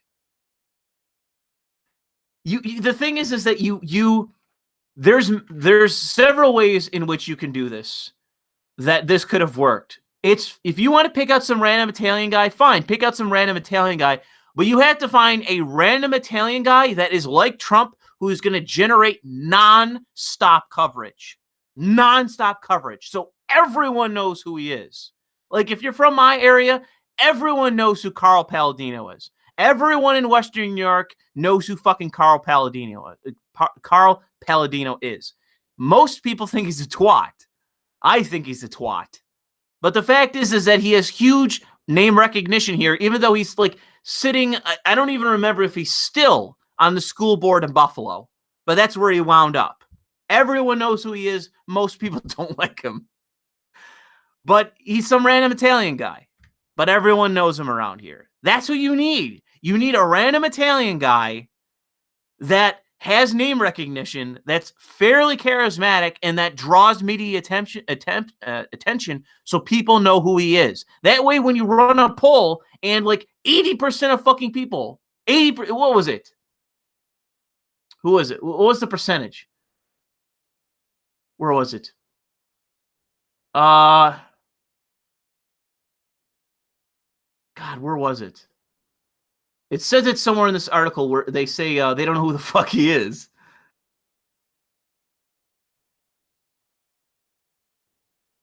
Whatever. Maybe it was another article. But Cuomo's winning by a majority. And this Mark guy is down by 20 points in this poll. That's not good. That is not good. So yeah, this election in New York is looking like another fucking curb stomping by big man Cuomo, just because he's running unopposed practically. You know, it's amazing. Tim says, you assume that the state Republican Party actually wants to win. Odds are the top assemblymen like things the way they are. That may be true. You know, that's always the sense that I've got from the establishment in New York State politics in terms of the Republicans, is that they don't even try. They don't this is so lazy. This is pathetic. You know, again, it's literally 2 elections in a row. You're doing the exact same fucking thing, and you know this is not going to work. It's amazing. Again, like, by the way, Trump is from New York.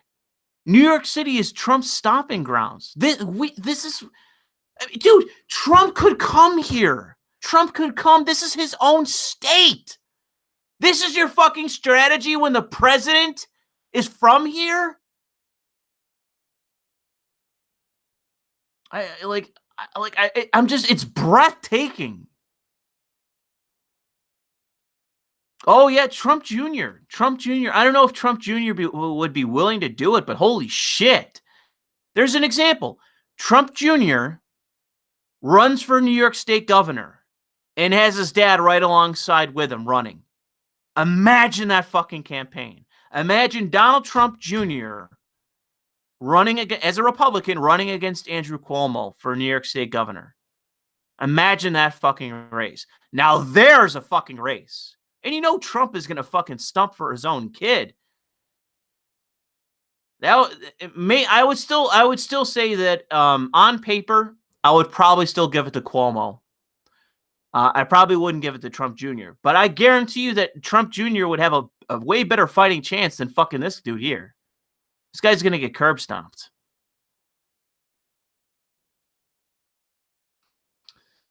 If they did that, the left would suddenly learn the word nepotism. Who cares? Who cares? Dude, it's New York State. New York City is the birthplace of the fucking political machine. It's the most corrupt state in the fucking country. You think anybody here gives a shit if Trump Jr. ran for governor? Most people would probably roll their eyes, let alone complain about nepotism.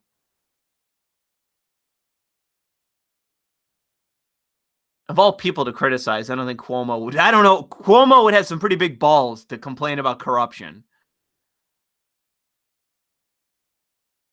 Run Jeb. Be quiet, chat. Run Jeb. I don't know. He couldn't do any worse than he did in fucking Florida, could he? Okay, so here's another New York Times article. So this is basically what Paul Joseph Watson did a video on, where he made fun of modern art. This is in, where is this? The Netherlands, Rotterdam. And I hope this doesn't get my video taken down by YouTube, but it is a literal art exhibit where the art is shit. And no, you can see this on the screen. If you're listening to this, I ask you to pause whatever you're doing and look at the screen. And this is what the actual display is in this museum. It is shit. It is turds, literal turds. Oh, not actual literal turds. Like, it's not like actual shit. It's not real shit. It's not real shit. At least I don't think it's real shit.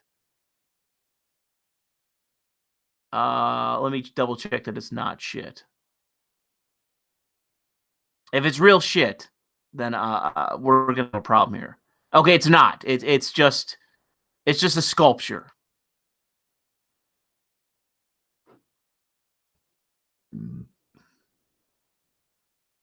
So actually, I'm not gonna. Okay, so that one has he's got a fucking dildo hanging around his waist. So I'm not gonna. So if you want to go look at that article, look at that article. But I'm not gonna show the picture of this guy with a dildo because I don't want my video fucking struck. The guy has a dildo around his waist. That's one of the artistic team. So yeah, these people are fucking retards, and modern art is a joke. And if you want to go read the article, go read the article. I'll link it afterward. But yes, I really don't know what else to say other than this is an art. Oh, this is the previous art project where they had a giant decomposing rabbit of some sort in the middle of the Italian Alps. So yes, very, very artistic here. I definitely get the meaning that they're drawing at. I definitely get it. Here's another display of the shit. Here's some more turds that we didn't actually see. Here's a very long turd. Very dark turds, by the way. My shit is usually not this dark. I really can't say for the rest of you how exactly your shit looks, whether it resembles the fecal matter. Maybe mine's a bit closer to this right here, this more brown shit. But yes, here's some pretty genius modern art for you.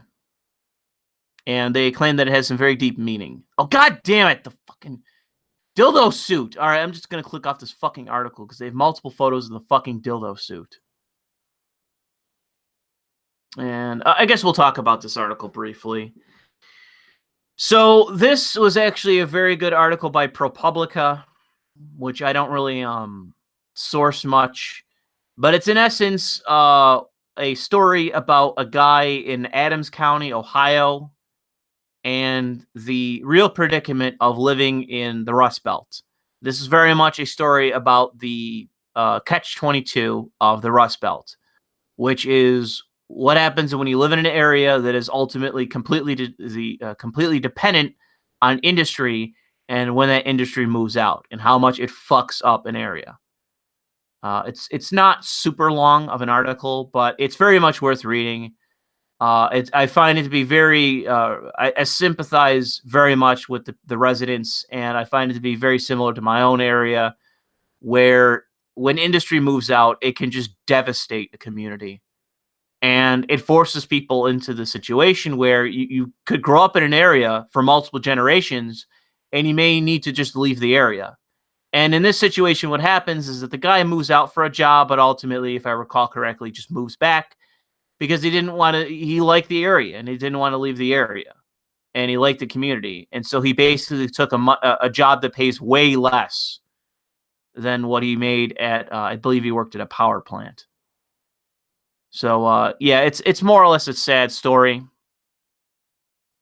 but I thought this is worth reading, and it's why I'm going to link it below for people to read because I think it is worth reading. And I think it's always worth considering that, you know, when people talk about economics, I really find it to be an annoying conversation because in the mind of a hyper capitalist or a utopian capitalist, they don't give a shit whose lives are devastating when they push for outsourcing. when they're out there making a buck at other people's expense, they don't care. And one of the things that I don't like about these people is that many of them also are moralists, and they will point their finger at me and say that they are the moral superior to me. I've experienced this even personally. I've met people that do this kind of thing, and it really pisses me off because these people have overseen the gutting of a serious part of the Great Lakes area. Ultimately, because of their policies, they have gutted this area, and they don't give a shit about it. They don't care. They don't care how many lives they destroyed. They don't care how many people they've uprooted in an area that they've lived for multiple generations. They don't care. And I find that to be something worth recognizing. And it's one of the reasons why I don't like Wall Street types. I don't like the uber capitalists. I don't like the people that say that the market is going to solve every fucking issue in a society when I know that to not be the case. There are millions of people in this country that have had their lives personally affected by outsourcing.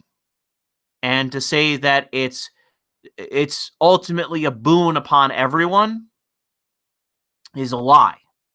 It is a lie to say that there aren't devastating consequences to the changes that have happened in this world, and more specifically in this country. And when I say world, I mean the outsourcing of the jobs and the work that's occurred in the industry that's grown in the East, and the deindustrialization of the West, which is what we've seen since, in essence, the 70s. Now, I know that isn't all just due to the capitalists. I know that's not the case. It's not just up to them for this to happen. But I do want to consistently reiterate that there are consequences to this. And that you can't just say that, when the poor of the rest of the world got rich, that was just a greater good for everyone. Everyone benefited from that. That is not true. Now, a lot of these areas have recovered. I shouldn't even say that. Some of these areas have recovered, but many of them haven't. And if you want a reason for why, a lot of people in my area, a lot of people in the Great Lakes region, people, cities in that, towns and that are around the Great Lakes, while a lot of people in this area voted Trump, are not they're not in favor, in essence, of quote unquote free trade.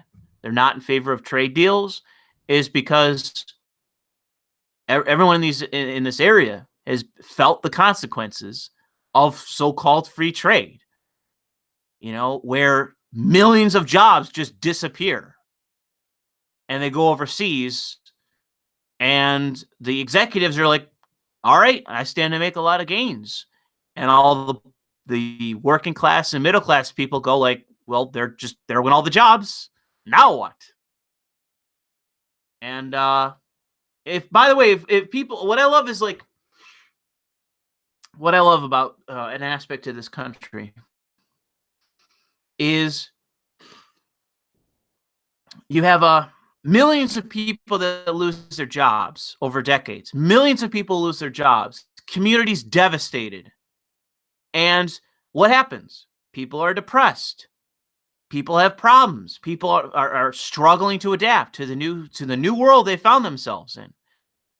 And what does our society do? What does our society do? We go, oh, well, what we need to do, because I've been paid off to say this, is we need to overprescribe you. We need to get you on some medication to help you deal with the fact that you're now out of a job and your community has been completely devastated and everyone you know is a friend has moved away. We're going to overprescribe you some medication. And then suddenly we find ourselves in a fucking epidemic of suicides an opiate addiction. It just came out of nowhere. It just came out of nowhere, man. All of a sudden, everyone's addicted to opiates and fucking offing themselves. Man, it's a mystery. It's just a mystery. I just wish some intelligentsia would explain to me how this occurred. Where did this come from? Man, I just don't know. I just don't know. Tens of millions of jobs go overseas. Entire communities of millions of people are devastated. Everyone's prescribed medication. All of a sudden, everyone's killing themselves and addicted to painkillers. Who could have predicted it? We need some galaxy brains to help me along this. I need a galaxy brain to hold my hand because this is so hard to understand where it came from. So yeah, I gotta say that this is one of the things that pisses me off, especially stereotypes. Free market capitalists, open borders libertarians, all the people on the right that then turn around and say, well, what I believe in is the family. What I believe in is tradition. What I believe in is the strong male to get out there and earn his living, start a family. Well, how the fuck am I supposed? If this was 1992, let's say, or no, let's go a little bit past that. It's 1998. And this area is in a 10-year, if not longer, recession. Every fucking manufacturer, every business outside of like fucking DuPont and like 2 other chemical companies have completely left this area. Okay, Bethlehem Steel, all the steel mills are closed, so millions of jobs are already gone. Some of these factories employed like 60,000 people. They're already closed. How the fuck am I supposed to start a family? Where the fuck am I supposed to get a job? In a labor pool where everyone's fucking unemployed. How the fuck am I supposed to save for a family? There are consequences to this shit. And there's a lot of culpability for the intelligentsia of the right who worked for decades to see this happen. You know, you can't have it both ways. You can't sit here and tell me that you're for the everyman. You just want every male to grow up and start a family and blah, blah, blah, blah, blah, blah, blah. Okay, with what job? You know, granted, this is not 1998. You know, this is not 2008. Okay, we're not living in a recession anymore, by all appearances. But the fact is that like, if you want to ask me what's one of the things that completely disrupted the traditional family dynamic, it was economics. It was the fact that after 1970, millions of fucking jobs went overseas. My grandfather worked at a factory his entire life and had like a new car every other year, built a house, bought a shitload of land. You know, I understand that there's a difference in terms of costs and all the rest. I'm not saying it's the only factor and that there aren't advantages to the modern day economy in some capacity, especially with technology. I'm not saying that things haven't changed for the better in many ways, but the fact is that like this gutted entire communities. Millions, tens of millions of people were affected by this shit. And yet you point the finger at working class men and be like, bro, just because you're in an economy where 100,000 people in your area are all out of a job all at once. Again, a factory closed in this area. A steel mill closed. 60,000 fucking people lost their jobs from one mill. 60,000 in one instance. One steel mill. And you expect those people? You expect those people to just walk out of that factory and get a new job like it's nothing? When they have 59,999 competitors that day. And what happened? Fucking 1 million people moved. 1 million people moved away in like a couple years. In like 15 years, 1 million people moved. There were no jobs. They couldn't support their families. They couldn't support themselves. This shit has consequences. And I just, it amazes me. The people out there that they just look at this and they just shrug. Fucking who cares, bro? Deal with it, bro. It's like, okay, then you don't care. You don't really care about families. You don't care about the male being out there trying to earn a living. Or at least you just pretend. I get it. People have to struggle. I understand. I'm not in favor of state planning to guarantee a job for fucking everybody. I'm not a socialist. But what I am saying is that outsourcing had devastating consequences. And I don't think we should be pretending as though that we're not still feeling the consequences of that. Even in an economy that's going up, that's true. This is still something that had consequences. Baczynski says, yeah, but the male going after work is patriarchal until you hit 30 and freak out. Well, I've had a job. I mean, maybe if you're like a fucking soy boy bitch or something like that, and you think that someday you're just going to wake up and be a millionaire, that ain't me. Anyways, I guess we'll move on because we still have a bunch of articles to get through and we've been going for a while. So we're still on trade. So Trump is telling Canada that and this is some hardline politics here. This is back in May, and I say this for a reason. No one talked about this, but I saw a lot of like galaxy brain types freaking the fuck out. Trump is doing exactly as he should do in terms of what we're doing with NAFTA. Trudeau went like, oh, we need to. I'm going to tell you something, Trump. I'm the Prime Minister of Canada, and I'm not with you on NAFTA. Okay, you're going to agree to our terms. And then Trump turned around and was like, okay, soy boy, you either give us what we want or there's no deal. And we're walking away from fucking NAFTA. This is how you fucking negotiate. This is actual smart politics. This is how you negotiate. If somebody says, "Excuse me, I'm the Prime Minister of Canada," you better listen to me, or I'm walking away. Or it's gonna be bad for you. It's gonna be hella bad for you, Donald Trump. If you don't listen to me, you just say, "Okay, faggot, I'm gonna walk away. No deal then. I'm done." Then fuck NAFTA. I guess we'll have to rewrite it then. This is how you fucking negotiate. And true. Again, like the problem with Canada is that you elected the wrong fucking guy for this shit. You elected to hash this out with Trump because Trump is an old school Manhattan ball busting fucking dude. You need to elect somebody who's like a hard-nosed motherfucker to negotiate with Trump, because Trump is not going to play around with you. Like and then somebody just said, and then Trudeau apologized and let Trump fuck his wife. Maybe. I wouldn't put it past him, honestly.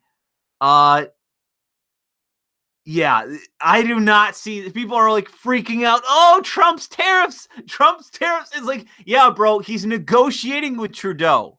How do you think this is going to go? Like, hold on. Let me read a fucking Galaxy Brain article from the Wall Street Journal about how all the Trump tariffs, this Corona I just bought just went up fucking $1,600. I got the last bottle of Corona. That was whatever it was, $1 a bottle. It's now $1,200 for this Corona. Drink it while you can. Go out today. These Coronas tomorrow are $1,200 because of Trump's tariffs against Mexico. Oh, I'm feeling the pain.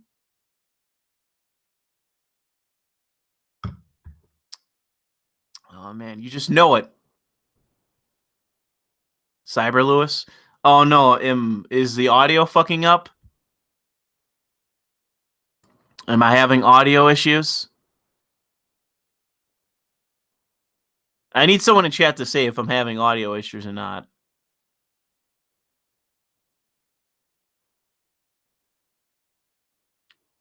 Tariffs are costing Americans 1 billion jobs. That's what I said. That's my estimate.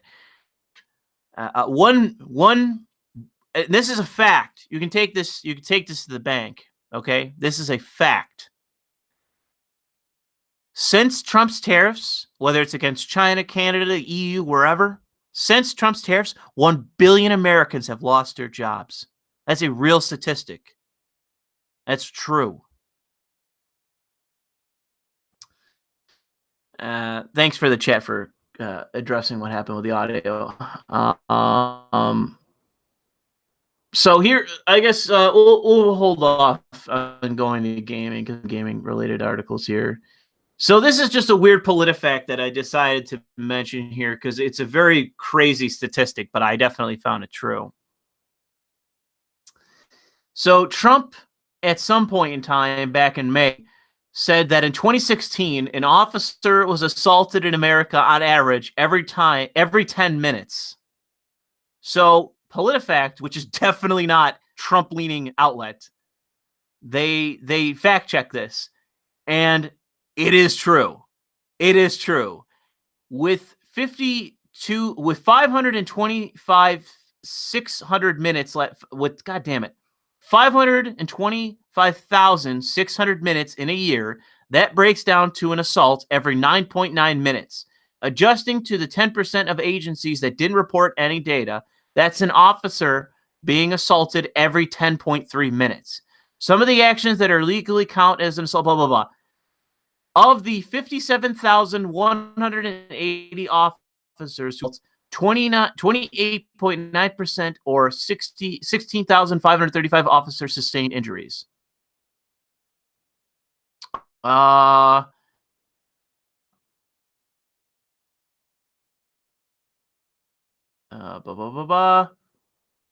Okay, so dividing assaults by total police officers is more telling. By that measure, on average, a police officer, has 9.8% chance of being assaulted per year. So that's every officer per year. And if you divide it based FBI counts of line of duty assaults and matches,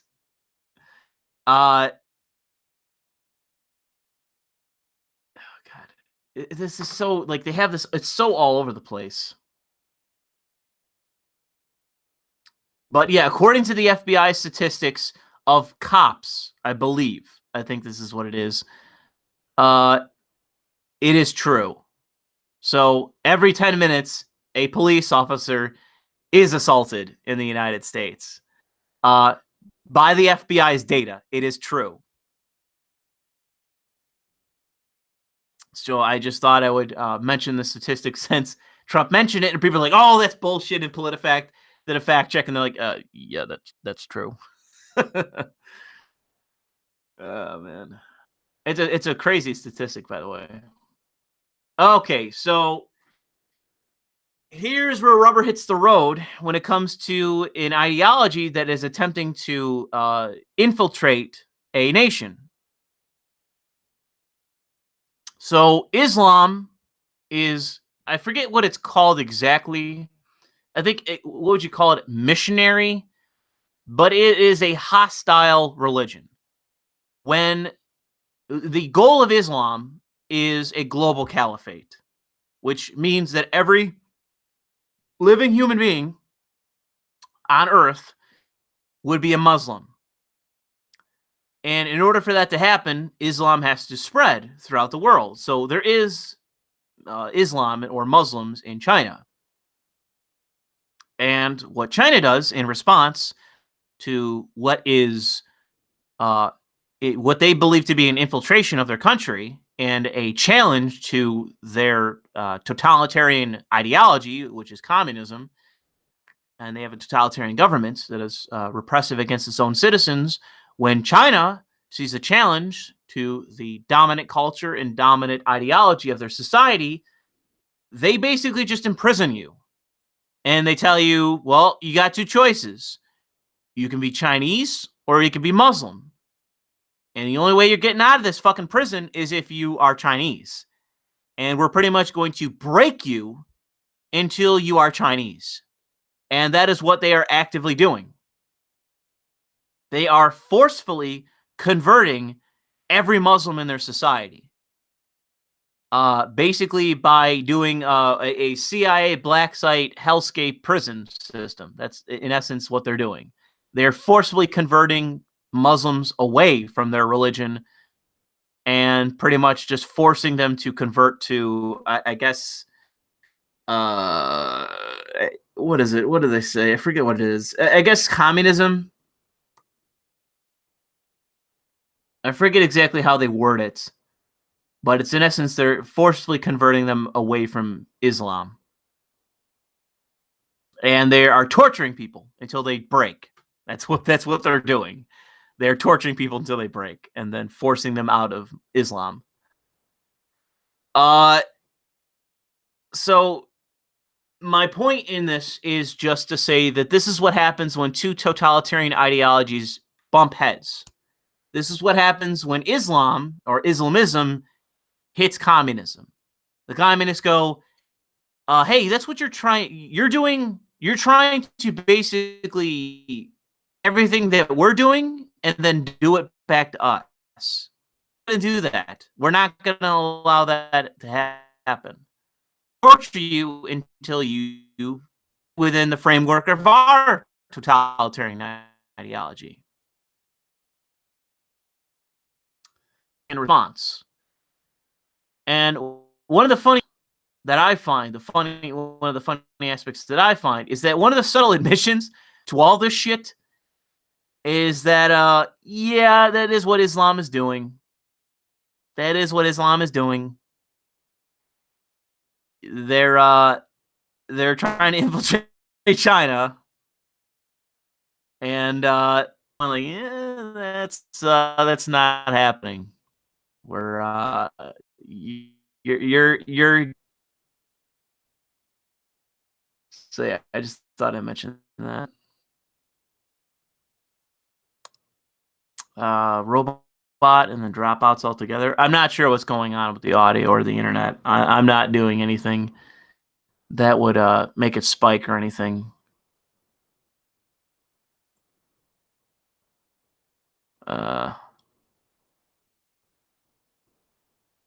China doesn't give a shit about human rights. I'm waiting for the chat to catch up to see if I'm still metallic sounding. I'm not sure what's going on with the audio. Unfortunately, this is the... Okay, so I guess we'll get to Abe. Am I still robotic, chat? I'm good? Okay, I'm normal. All right, so we're going back to trade for a minute here to talk about Shinzo Abe. Shinzo Abe. And he's yet again here with a hot take. So Shinzo Abe, Japanese Prime Minister, is back with a hot take for us stupid, ignorant, Western white pigoos. And what is he here to say? That no country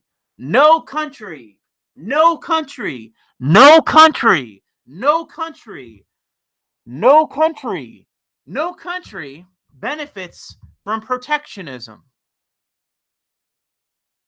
And one has to ask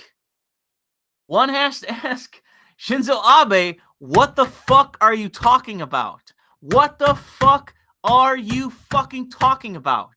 This is exactly like that stupid fucking poll where Japanese people were like, you know, I gotta tell you, we're not too sure what's going on with the American and Mexican border, but we don't like what the Americans are doing and saying that Mexicans shouldn't just be able to walk into their country. We don't like that. We think the American immigration policy sounds kind of harsh to us Japanese. This is like that all over again. What the fuck are you talking about, Shinzo Abe? You live in a fucking... You were an isolationist island for like 1,000 years, for starters. Secondly, you still act in a very protectionist fashion, you fucking liar. For anyone that understands the Japanese economy, you definitely still act in a protectionist manner. By the way, you protect your own industries, you fucking liar. And three, 3, there, Shinzo, you have one of the strictest fucking immigration policies in the world.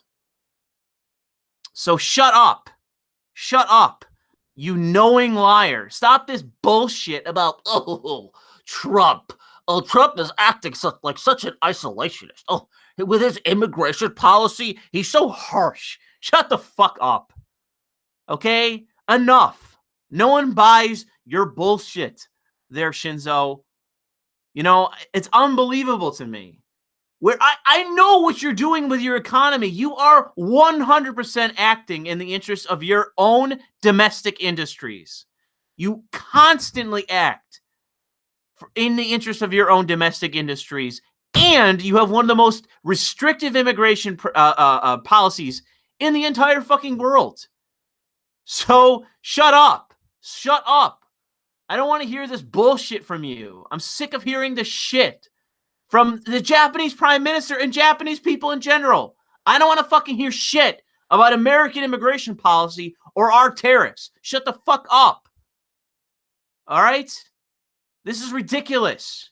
Can you say one word about international trade without you being flagrantly fucking hypocritical? Goddamn. This is obnoxiously hypocritical. But anyways, let's go on from there. I just thought I'd mention this fucking article because this is from early June. But I read this as like, are you fucking kidding me? This is another article. It's amazing. Hobo says you can't be a dual citizen of Japan. When you gain other citizenship, Japan revokes yours and vice versa. Really? I don't know if they can they do that? Can they force you legally to revoke your own citizenship from wherever you're emigrating from, in essence?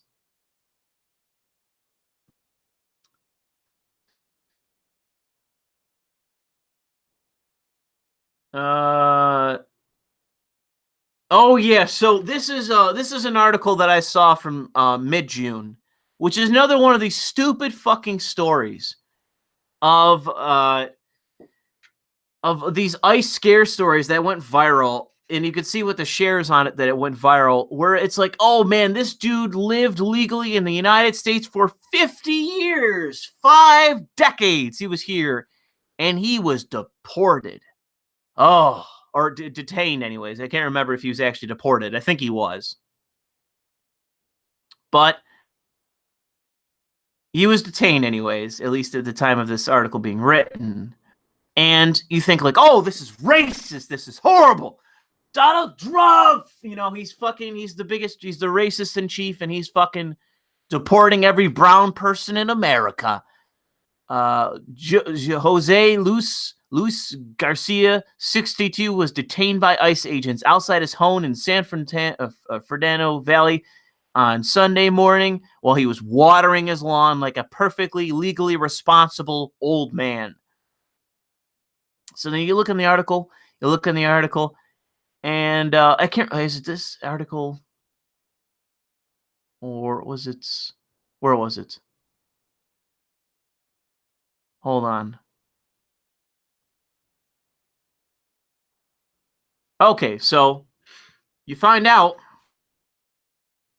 that they researched this guy. Someone in ICE researched this guy in their databases, and they found out that Mr. Garcia has past criminal convictions that invalidate his legal status. So that's correct. At some point in his life, Mr. Garcia was a fucking criminal, a convicted criminal. So guess what happens when you have legal status and the people recheck your fucking status and they go, hold on a second. This guy has legal status, but he's actually ineligible for legal status because he's been criminally convicted. He shouldn't be here. And so he is about to probably be deported. Why? He violated his status. So it doesn't matter if he was here for 80 years, 70 years, 90 years, 100 years, 120 years. It doesn't matter if he is a centennial for that's how long he's been in this country. You violate your fucking legal protection, your status, you go.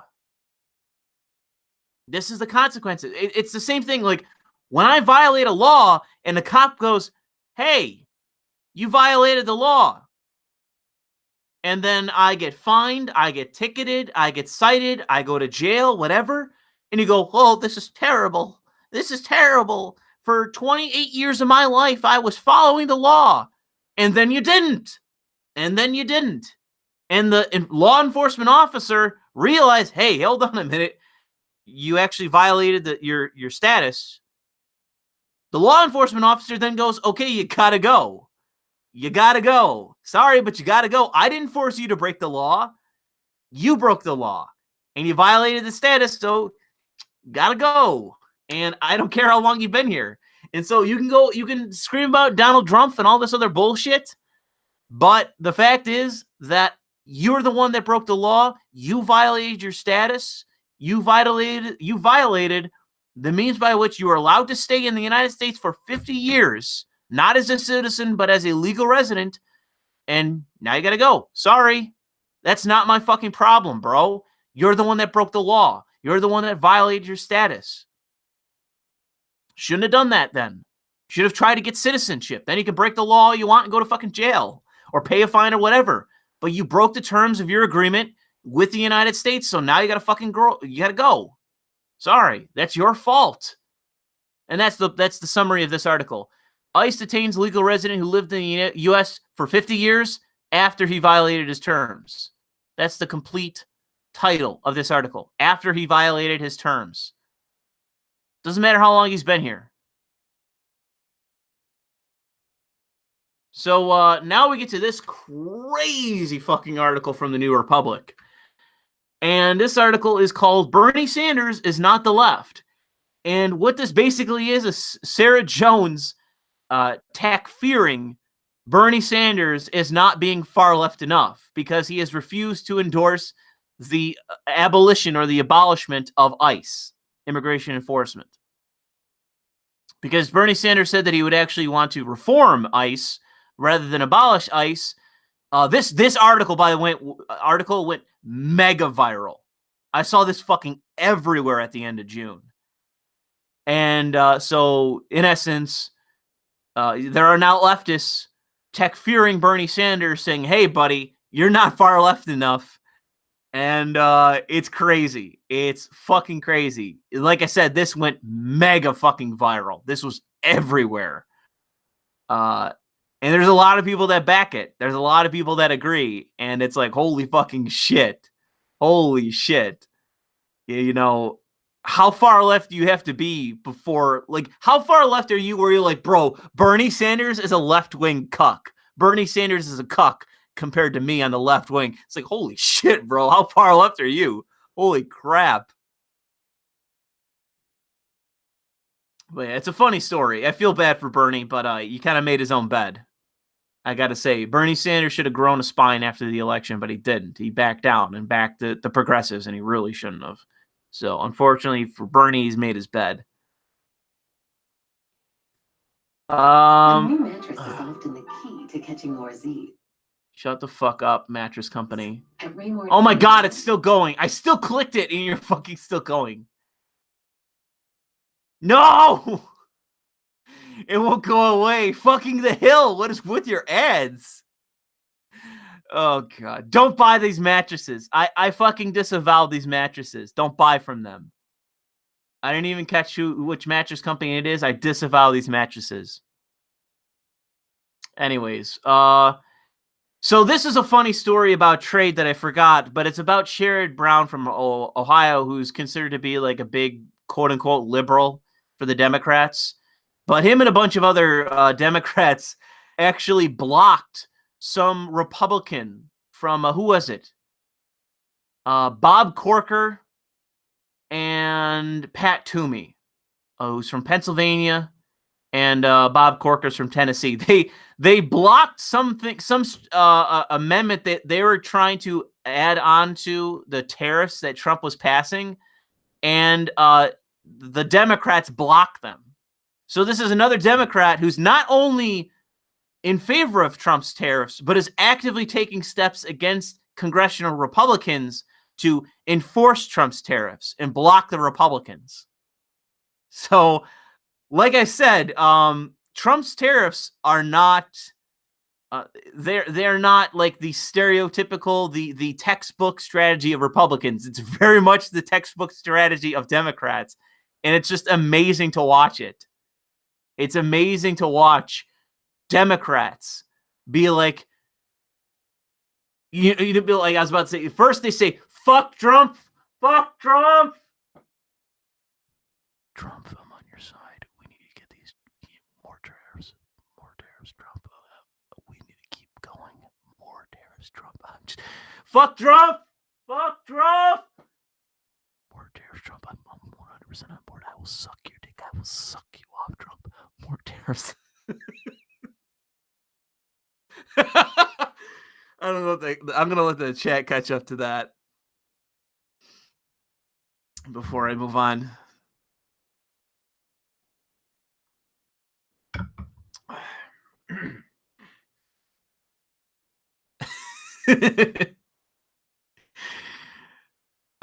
Man. But yeah, I just thought I would mention this. I wish I would have sequenced this out better, so that way it would all be in a row of talking about Trey. But I'm kind of all over the place. So going back to ICE real quick. Okay, at least there isn't a fucking sound with this ad. This also went mega viral on the day that it happened. This was also at the end of June, and I couldn't believe this. And I tweeted this out when it happened. This was great of a story. Was the chameleon is back? The chameleon is back, and she is taking a new shape. She is shifting once again. She's taking a new form, and she was the first senator, and I don't know if she's still the only one, but she's the first senator, and I've worked for her. Again, this is Gillibrand. I've worked for her. She's the first senator, the sitting senator in the U.S., to say that she wants to abolish ICE. And I saw this and I was like, wow, you gotta fucking be kidding me. You gotta be like, she used to be like hardline, like she was a conservative Democrat.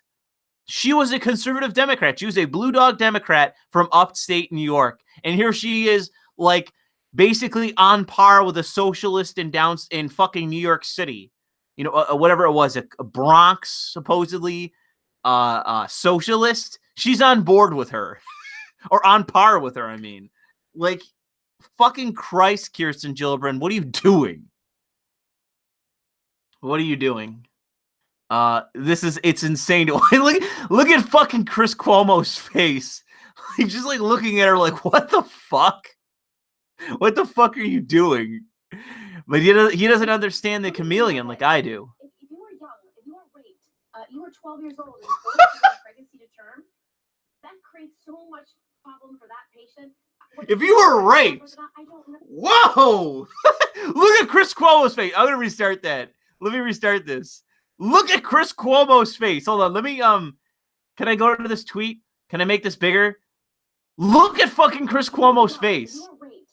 You were 12 years old and forced to pregnancy to term. That creates so much problem for that patient. Whether she survives childbirth or not, I don't know. Look at that face.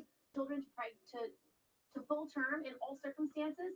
I don't think that is what this country believes in. They believe that women are smart enough and capable enough to make their own moral choices, their own reproductive choices, their own healthcare choices. And when you're trying to say the politicians in Washington and the president of the United States should make that decision for you, I think they're going to disagree. Yeah. Senator Gillibrand is banking on. So yeah, I just that Cuomo face, dude. I'll consider. I don't know. I'll make this the image for the header or whatever for the stream. This holy crap, this face, bro. This fucking face, like it's basically like it's the Vietnam like 1,000-yard stare face. And she's there talking about the rape of an immigrant girl. He's just like 1,000 yards staring her, like, yeah. Holy shit. Oh man, it's such a fucking great thing. I'll save that fucking tweet. I really should. That's so funny. Yeah. So, yeah, this is the chameleon taking a new shape. I gotta say, like, I don't know what she's vying for. I mean, she's obviously realizing that the progressive fucking wave is taking over the party. That the progressive contingent is dominating the fucking party. And she, by all appearances, is getting on board and shedding her skin as she's done before. She's abandoning the skin of a Clintonite, and she's becoming a fucking progressive. And not a progressive in your fucking Bernie Sanders sense even, but a progressive in the sense of this fucking socialist from downstate. Yeah. All right, so we'll just move on. That was the fucking Chris Cuomo. Is it? Yeah, it's Andrew Brothers' younger brother's fucking 1,000-yard stare as he's listening to Kirsten Gillibrand talk about some illegal immigrant girl getting raped. Christ. All right. I'll have to remember to save that. Okay, we'll hold off on that one. That's a funny fucking article. I'll put these two back to back. We'll get to those articles. So this went mega viral from anyone who's like part of what's called the not the internet dark web, which is like the Weinsteins and Christina Hoff Summers and Peterson and blah blah blah blah blah. This went very viral among anyone who's like in the know and the civil libertarian type and concerned about free speech and blah blah blah. This went really viral the day that it leaked out. And this is actually an op-ed from Ben Shapiro on The Hill, where he covers this, where a memo leaked internally from the ACLU basically saying that they're giving up the issue of free speech. That they are now just like, this is the whole thing of when TJ Kirk was like, oh, Louis Le Vau, you're a fucking retard. You don't know what you're talking about. The ACLU defends free speech. You're wrong. I've known this for quite a while since I quit the organization. They don't care. They're just chasing money at this point. And guess what? Free speech is not where the money's at. I know people like to make a big deal about, oh, Jordan Peterson's making so much money on fucking Patreon. Blah, blah, blah, blah, blah. I'm not at all envious, by the way. That's not why I'm specifically pointing that out. I'm speaking on their behalf.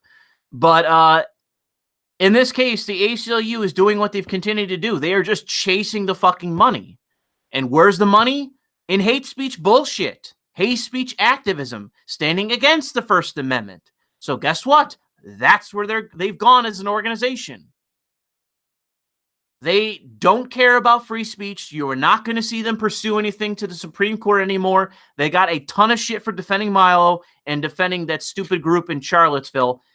That was it. After Charlottesville, they fucking gave it up. They have given up the mantle of defending free speech. And by the way, what fucking civil liberties are they defending? Can someone name a civil liberty that the ACLU is currently defending? What is it? What is it? You know, name it. Because I don't know what it is anymore. They don't seem to be defending anything other than fucking collective rights for Muslims and everyone else. Every other fucking collectivist identitarian in the country. That seems to be what they're fighting for, by all appearances. They're not fighting for civil liberties. They're not fighting for individual rights. Someone just said they're fighting to force bakers to bake the cakes. Yeah, that appears to be what they're also backing. So yeah, the ACLU is fucking dead. And I've said this for years. This ain't new to me. The ACLU is fucking dead.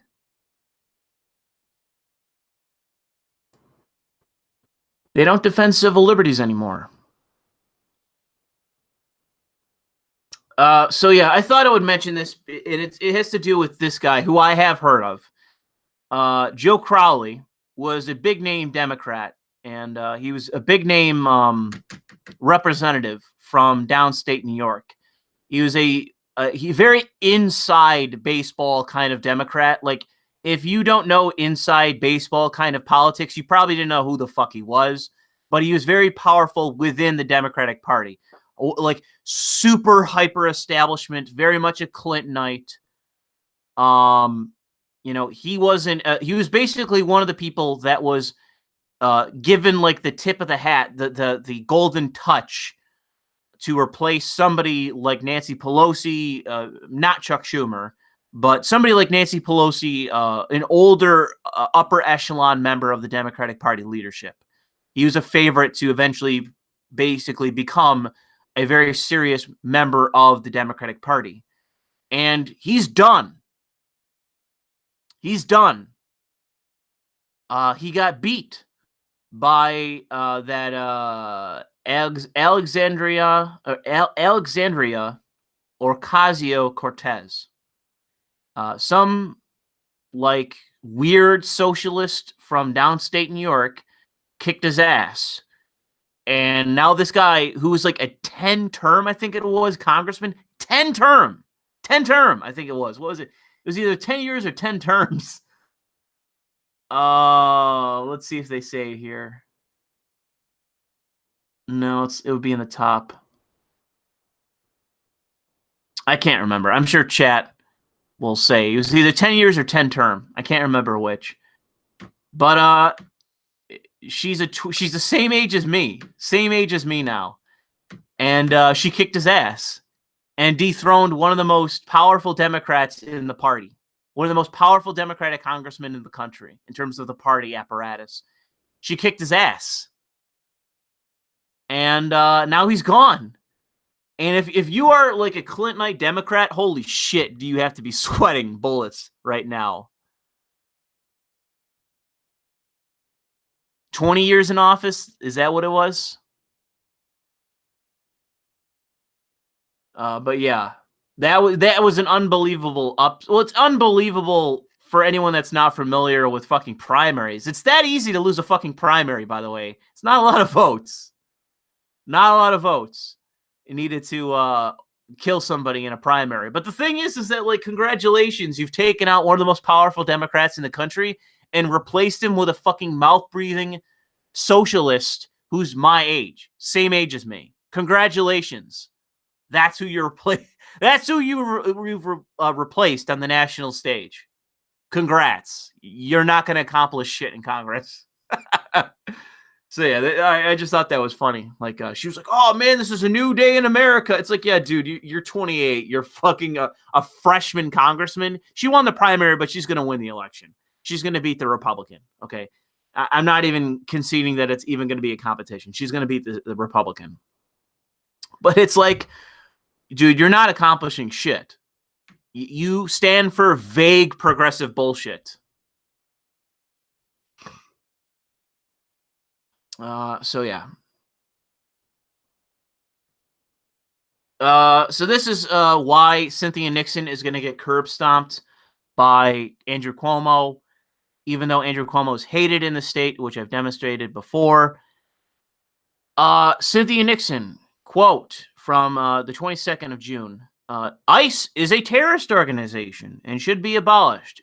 Every rant that she goes on is an obnoxious screed that is at best incoherent. That is the most complimentary that I can be towards Cynthia Nixon. That she is an incoherent, dyed blonde twat.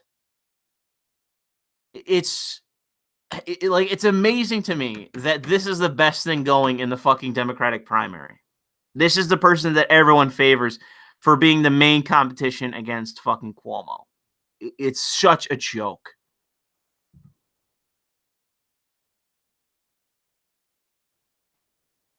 The hair dye fried her brain. Yeah, I don't think it was that. I think she's always been stupid.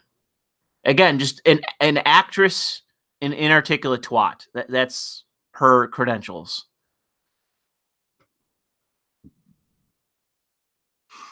I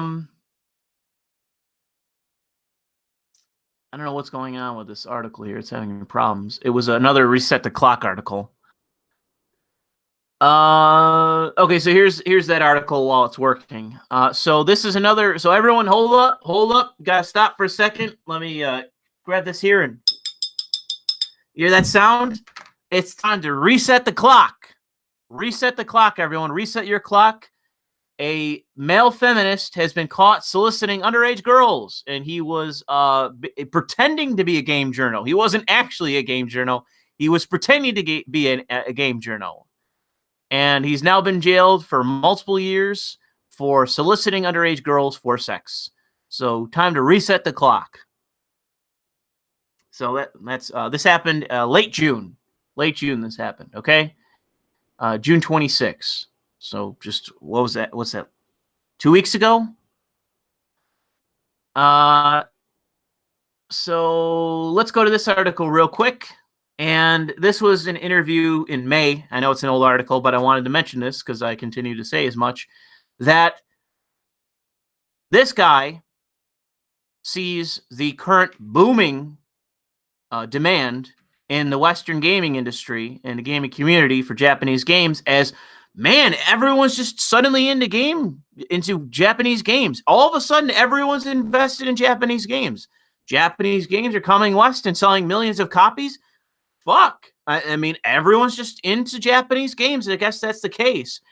And I continue to say that is incorrect. That it is the fact that we are all ravenous dogs. Those of us that are hardcore gamers that consume a lot of video games, we are ravenous dogs all together in an alleyway, starving. And the Japanese are like, here's a bone. And we are murdering one another to devour the bone for any nourishment whatsoever. That is what's occurring here. It is not the fact that all of a sudden everyone's in the Japanese games. It is the fact that the Western industry is the fucking Sierra. It's Death Valley. And Japanese games are actually just coming out and they're like, yeah, our game's not progressive shit. It's not cookie cutter sequel garbage. We actually have passion for what we're creating, and it's not propaganda. And people go, oh, hey, this isn't total shit. Well, let's buy it. Yeah. That's what's happening. Yes, people are interested in Japanese games, but in my opinion, that's the main issue here. It's the fact that Japanese games are coming out. By the way, here's a Planned Parenthood. I've seen a lot of this today. I've seen a lot of Planned Parenthood ads today. So they must be on some ad blitz at the moment. So before we get to Duterte, quick laugh at the expense of Destiny. This happened 7 days ago last week. He got banned from Twitch. Ha ha. Fuck you, Destiny.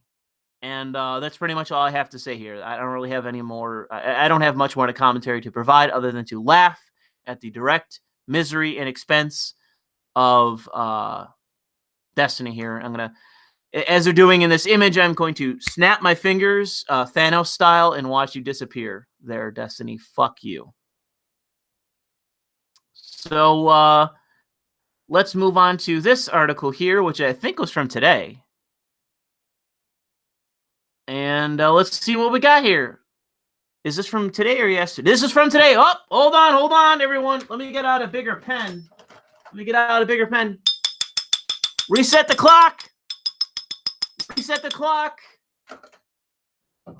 We have another male feminist that is going down for history actually, of sexual abuse at his own company by appearances.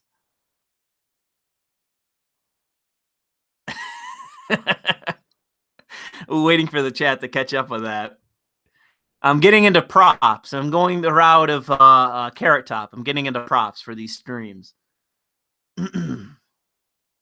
So, male feminist Alan Martolfov, whatever, recently fired 9 employees from his own company after they were digging through his history and discovered that he was a sexual abuser.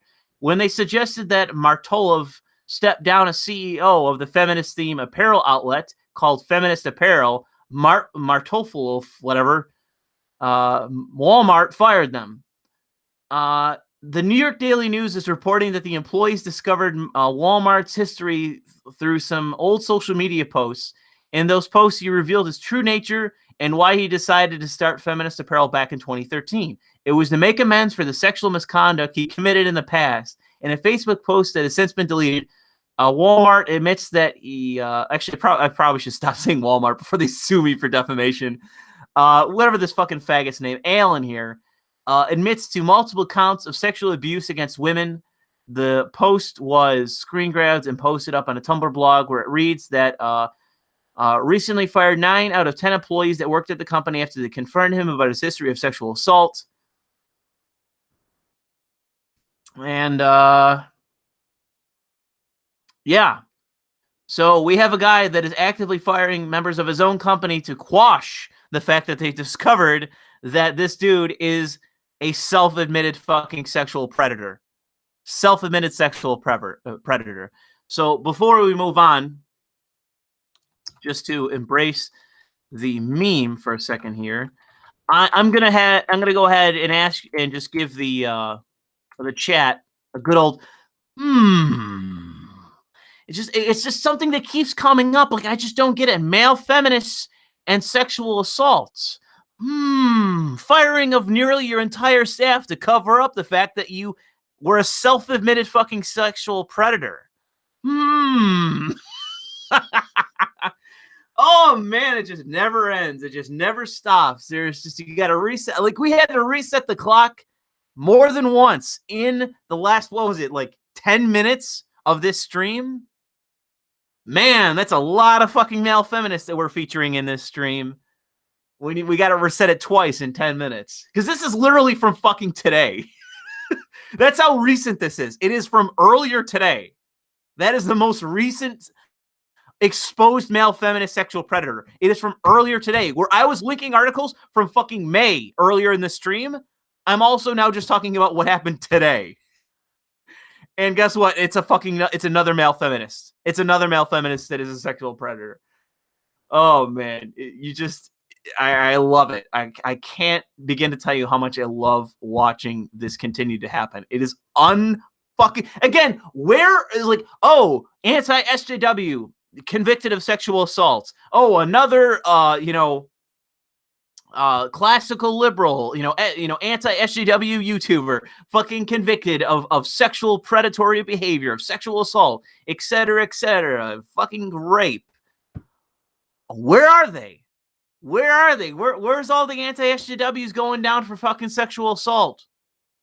Where's all the anti-SJWs going down for rape, going to jail, being jailed for years on end for soliciting minors for sex? Where are they? Can someone find me one? I mean, maybe there's one.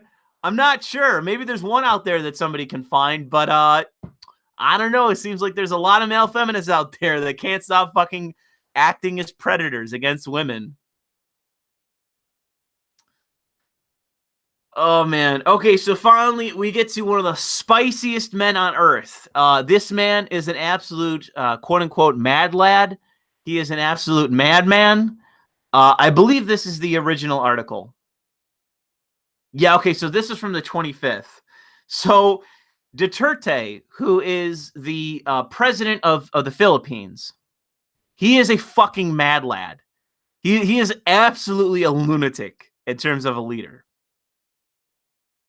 So apparently the Philippines are 80% of Filipinos are Catholic. The Philippines is a very Christian nation, or series of whatever. And in the Philippines, 80% of the people there are Catholic. 80%. And it's like the other, like 19.9% are like Protestant or whatever. So for a while now, for whatever reason, Duterte has had a real issue with the bishops and the Christians and the Catholics in the Philippines. For whatever reason, the bishops, the Catholic Church, and the Christians in the Philippines don't like him. And I'm not really sure why. I'm not sure why they don't like him. But they don't like him. So Duterte, as the absolute mad lad that he is, has basically been shitting on the Christians in his own country, in a nation where 80% of the country is Catholic. practicing Catholic is coming out and basically shitting on the Catholics of his own country by just trolling the shit out of them. It's amazing to me because he just keeps having these insane fucking quotes that even if you were a politician in America, it would end your fucking career. I don't even think Trump could get away with some of this shit. So the next article is way spicier. But in essence, he basically said that he believes in a God that is a just God and that a God that would basically prescribe something that the he disagrees with is a stupid son of a bitch. Again, that's not how he views God, but in essence, he said that if this is how you expect, like if you believe God is this way, then that God is a stupid son of a bitch. And the Catholics in his country went fucking ape shit over it. They went ape shit because he was in essence saying that God is a stupid son of a bitch if this is what God is. And they went fucking crazy.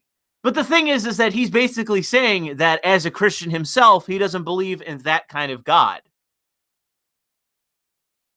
He's saying that he doesn't believe God to be that kind of God. And if God were that way, then God in that instance would be a stupid son of a bitch. And he was condemned universally. It was hilarious because they were like, yeah, he's a psychological freak, a psychopath with an abnormal mind. Somebody said he's a madman, called him evil. Like, they were basically universally condemning his actions for what he said.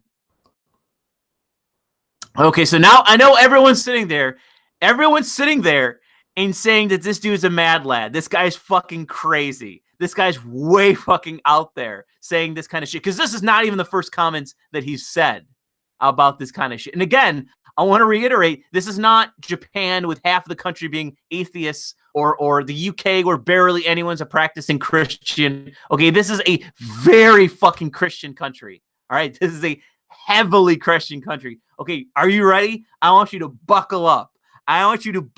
Okay? So the bishops and the Catholic Church and all the rest come out and condemn him. So he gets pissed off.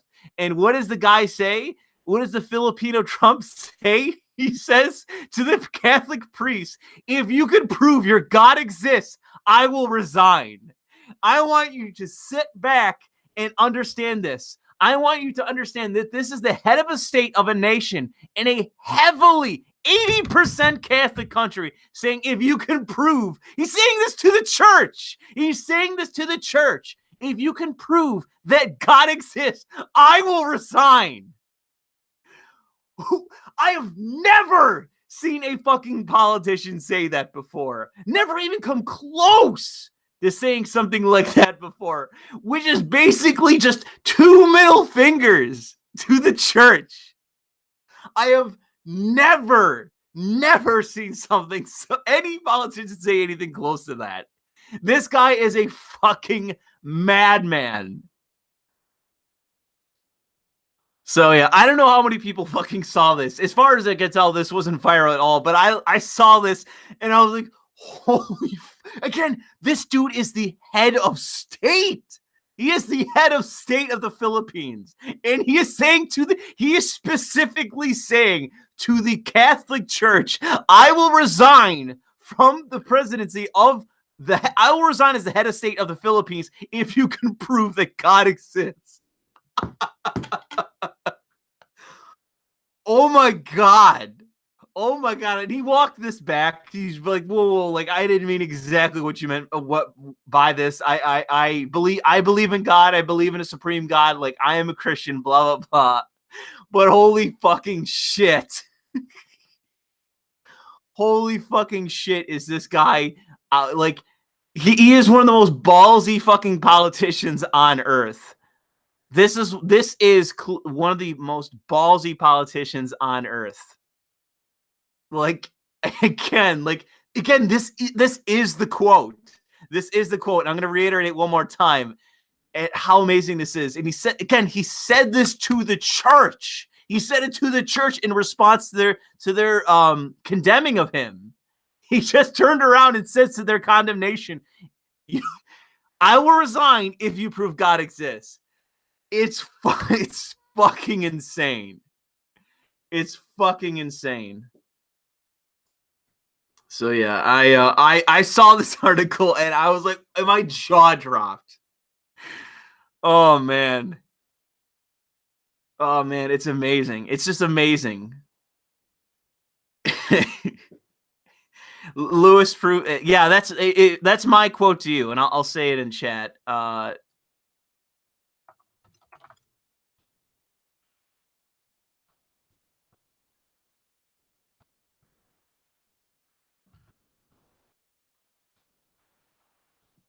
There you go. There's my ultimatum.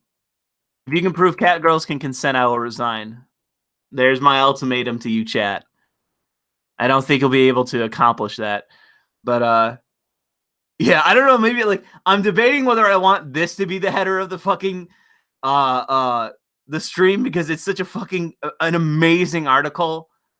Like I swear to God, it's one of the most amazing fucking articles I've ever read. Where the head of a state gets into fucking a pissing match with the Catholic Church, I should say, the Catholic Church. And it's just like, okay, bro, you have a problem with me, I'll fucking resign. You hate me, I'll resign. Prove God is real. Prove God exists. Holy shit. Oh, man. I'll never get past this. I read this. My jaw hit the ground. I was like, holy shit. Okay, so now we're on to the last article of the stream. Last article. And this is a story about some 92-year-old Hispanic, or I should say he's actually Mexican.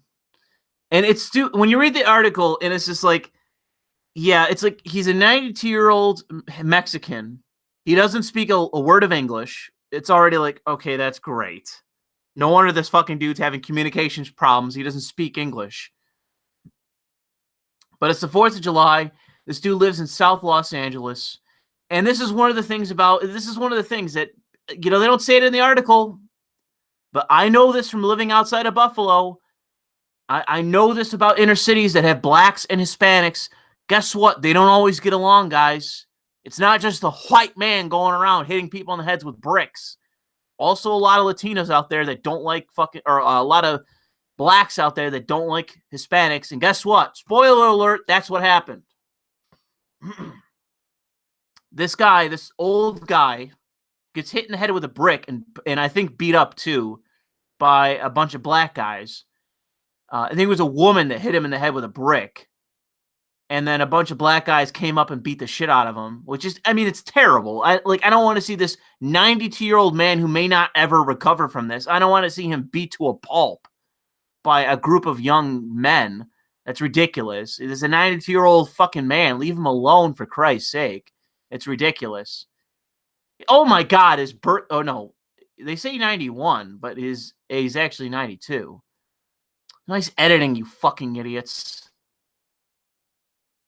But yeah, so far as far as I'm aware, as of yesterday, they still don't have any fucking suspects. But one of the updates to the story is that originally everyone's like, "Oh, this is Donald Trump's America. This old poor white guy was attacked, and he was racially discriminated against. It's a hate crime because they said the person that hit him in the head with a brick told him go back to your own country, and that appears to be what she actually said. She ran into this guy, or he bumped into her." He probably said something in Spanish, and then she grabbed the brick, hit him in the head, and then a group of black guys beat the shit out of him. And she said to him, you know, go back to your own country, you Hispanic, or whatever she said. But that appears to be, she said something racially against this guy.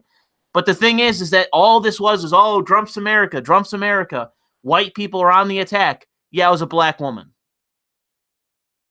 And they painfully avoid this in this article. And every article I've read about this, I've tried to find an article where they outright say it was a black woman that did it.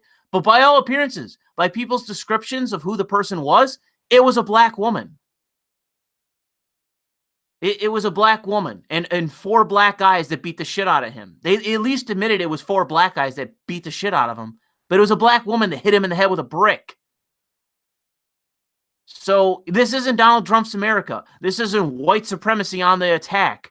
This is some black woman that hit a 92-year-old man in the head with a brick because she couldn't understand him because he doesn't speak fucking English. And then 4 black guys rushed in to continue beating the shit out of him. This is a terrible story, but guess what? This is what happens when you live in fucking South Los Angeles. Blacks and Hispanics don't always get along.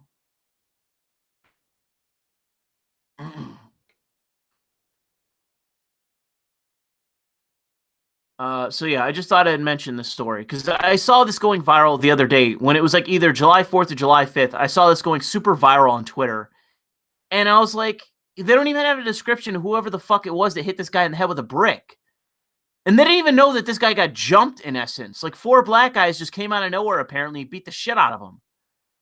And guess what? Days later, July 9th, update to the article. Yeah, a bunch of black people jumped this 92-year-old man and beat him up for a hate crime. That appeared to be the motivation for why they beat him up, is they don't like him because he didn't speak English. What am I supposed to do about that? What am I supposed to do about the fact that black women don't like Italians? They don't like Hispanics. They don't speak the language.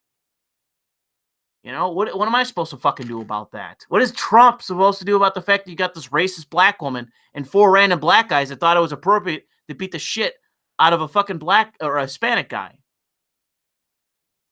All right, so let's get to super chats now that we're out of articles. Let's get to some super chats because I've been avoiding them and they've backed up.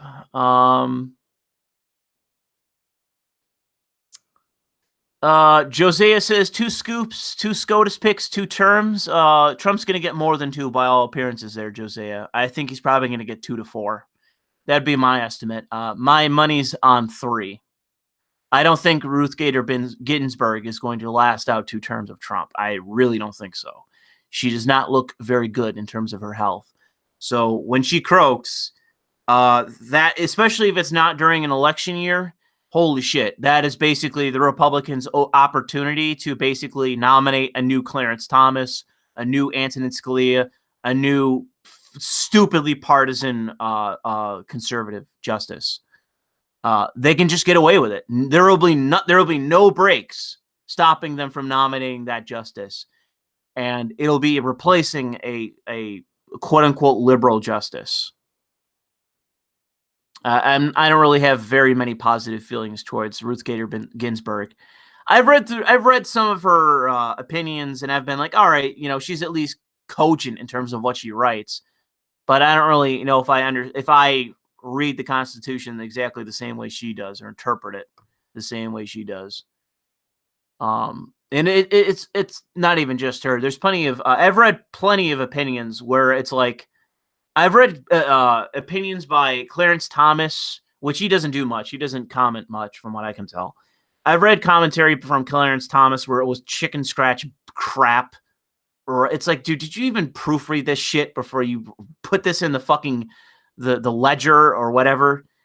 But then other times I've read opinions from Clarence Thomas where he's the most cogent and coherent person in the fucking chamber. And it's like, what the fuck? Like, all of a sudden, Clarence Thomas is the only one that's making a lick of fucking sense in what he's writing. I've seen a couple rulings like that. One of the big ones, I think, was the Muslim case, where it was like, it may have been just Clarence Thomas and maybe one other person that dissented, and everyone else ruled almost unanimously in favor of, oh yeah, Muslims have collective rights, of course. And Clarence Thomas, I think that might have been the headscarf case for the policy thing, where he just wrote in dissent, like, what the fuck is this? What is this? Like, it was an amazing case. I think that was the case, the headscarf case at whatever, Abercrombie Fitch. I think that was it. Anyways. Nightmarish says, I already read that. Baczynski says, stopped my Portuguese to English translation of an accounting document to dock into Lewis's stream. Thanks for joining there, Baczynski.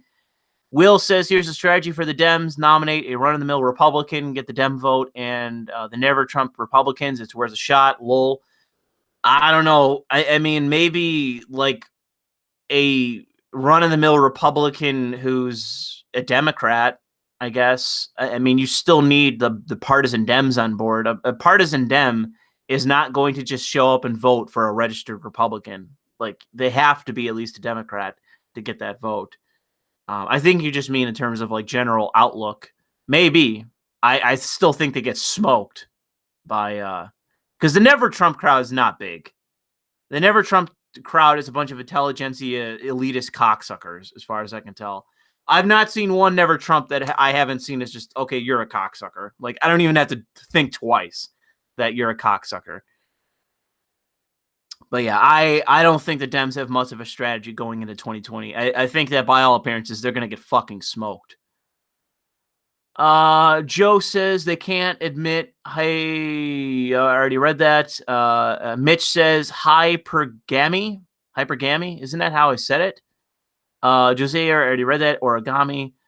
Mitch says I'm a part-time blue-collar worker. You bourgeois cunt. I don't believe that, Mitch. The fuck? How you make 13 grand a year as a part-time worker? Even I made more than that when I worked part-time in college. Baczynski says, speaking of women in their 30s, I went out with women friends, and one of them was complaining about men are wimps, and asked why. She told men are afraid because femmes emasculated them to a point of fear. That's true for a lot of men, I would say. I'm so particular at this point that dating for me is just a nightmare. I mean, I don't, and I probably should, but I just look at it, and it's just like, man, this is going to be such a shit show. Because everywhere, it's just nothing more than a fucking walking through a minefield, man. That's dating. Tim says New York Assembly government is a cesspool, second only to Illinois, California. I don't even know which would be worse. It's a cluster. It really is just which is worse, and I don't even know whether it's New York, Illinois, or California. Man, they're all awful in terms of corruption. And just party politics crap. Fitzy says, Lewis, is there any truth to rumors that Gillibrand keeps dropping guts in the lift and no one will get in the lift with her anymore? Guts? I'm not sure. Is that like queefs or farts?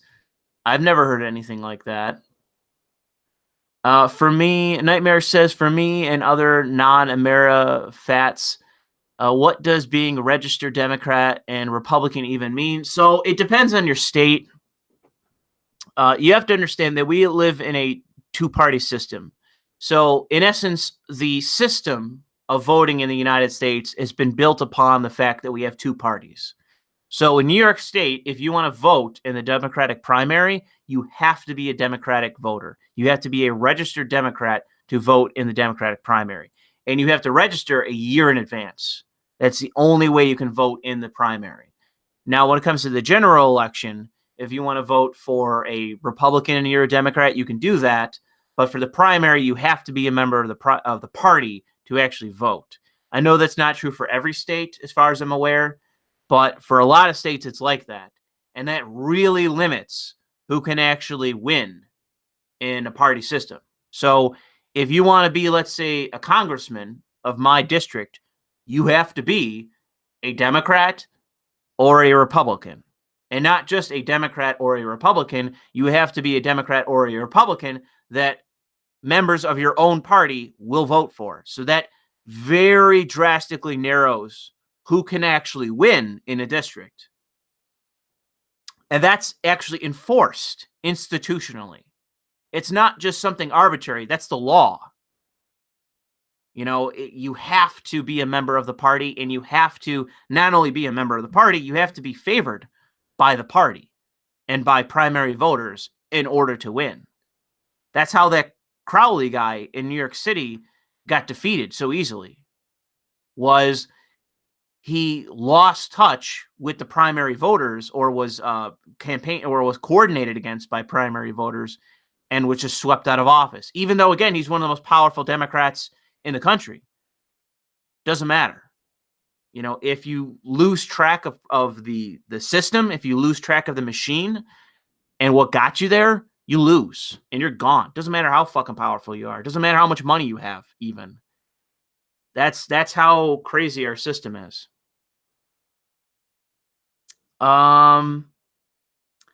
Patrick says, just to make sure they donate to the national R rep.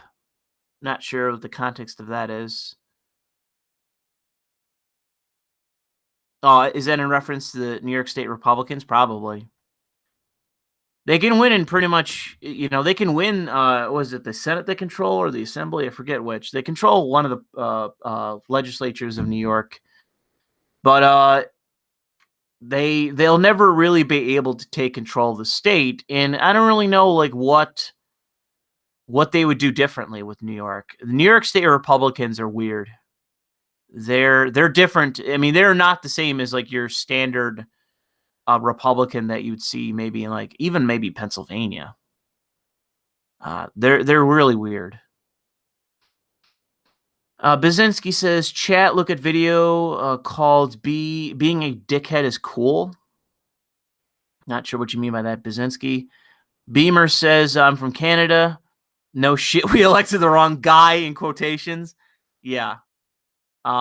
Your last guy, I forget what his name was. The last prime minister, really stuffy white guy, conservative. He was shit too, just because he was too vanilla, like, I agree completely with my opposition, and that's basically his undoing. Chicken shit, conservative. It's not surprising he got taken out by someone as fucking stupid as Trudeau. But yeah, you need to find a Republican or a conservative, not a Republican, but a conservative in your country that's not a chicken shit establishment figure to take out Trudeau. And I think they would, because Trudeau is continuously losing favor in Canada. Gimblefoot says, oh, rent.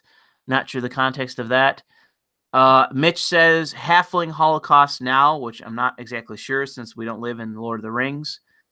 Transcendent Phoenix says, goddamn, Lewis, here's $2. Get an ad blocker. I know, I at some point, I'm going to change my Chrome account, because that's the issue here. I keep using a guest account. But at some point, I need to fix that, and I'm probably going to do it at some point soon. Conserva Republique, something like that, says, love the channel. Do you think Trump's vein of populism will survive past his term? I don't see mainstream Republicans willing to take up the mantle. Well, it depends if you mean the mainstream Republicans on the ground or the mainstream Republicans in the elite, in the establishment, in the party. In the party, you better believe that the second Trump leaves office, whether that's in 4 years or 8 years, the second he leaves office, you're going to see the Ben Shapiros, the the people I talked about earlier, George Wills, I don't know, Frank Luntz, maybe. The never Trumpers out there, that the establishment, globalist, utopian capitalist conservatives, the internationalist capitalists is the best way I can put it. You better believe they're going to come back like a force never seen before. They are going to come back with a vengeance so hard and so fast to try to retake the party that it's going to make most conservatives head spin. They're waiting. They are waiting to take back the Republican Party. And guess what, by the way? It's not a prediction, but let's say this happens. Let's have this as a hypothetical. Let's say the Democrats figure their shit out and they nominate someone like Tulsi Gabbard. So Tulsi Gabbard is in 2020, or what would it be? Not 2020, 2024. 2024 comes around. Trump is done. Trump's 2 terms is over. So Trump is leaving the White House. The Democrats manage their shit out, and Tulsi Gabbard is the primary winner. So you have Tulsi Gabbard representing the Democrats in 2024. And you have a Jeb Bush style Republican in 2024. The Republicans will get fucking smoked. They will get smoked. Now, again, that requires somebody like Tulsi Gabbard to take the mantle of the Democratic Party, which is far-fetched as far as I can tell the trajectory it's currently on. But I can guarantee you that if you have somebody like Tulsi Gabbard against somebody like Jeb, an internationalist establishment conservative, if that's who runs in 2024, if the internationalist conservatives retake the Republican Party, they will get fucking smoked. It'll be no competition. Because I think that whether it's independents, Republicans, Democrats, the era of Bush, the era of whether it's Bush Jr., Bush Sr., the era of that style of Republican is fucking dead. Maybe it comes back, and maybe somehow Republicans will rekindle their taste for that kind of politics. But I just don't see it at the moment. I really see the opposite. I see a lot of conservatives basically going as far away from that as possible at the moment, embracing even democratic strategies such as fucking tariffs, and just flipping off the establishment of the Republican Party and not looking back. And I'm fine with that because I fucking hate establishment Republicans. I fucking hate them. And they don't, in my opinion, they don't stand for fucking anything. They're just corporatists. I mean, that's it. They don't do anything. They don't stand for anything. They don't really believe anything. They don't really want to change anything. They don't do anything. You know, they start some wars overseas. They run up a deficit. They blame Democrats for it. And then they lose elections. There's your nutshell. There's George Bush's administration in a nutshell. You get elected, 9/11, you invade some countries, you run up a huge deficit in debt, you blame the Democrats, you lose control of Congress, and then you get wiped out. And then Obama's president.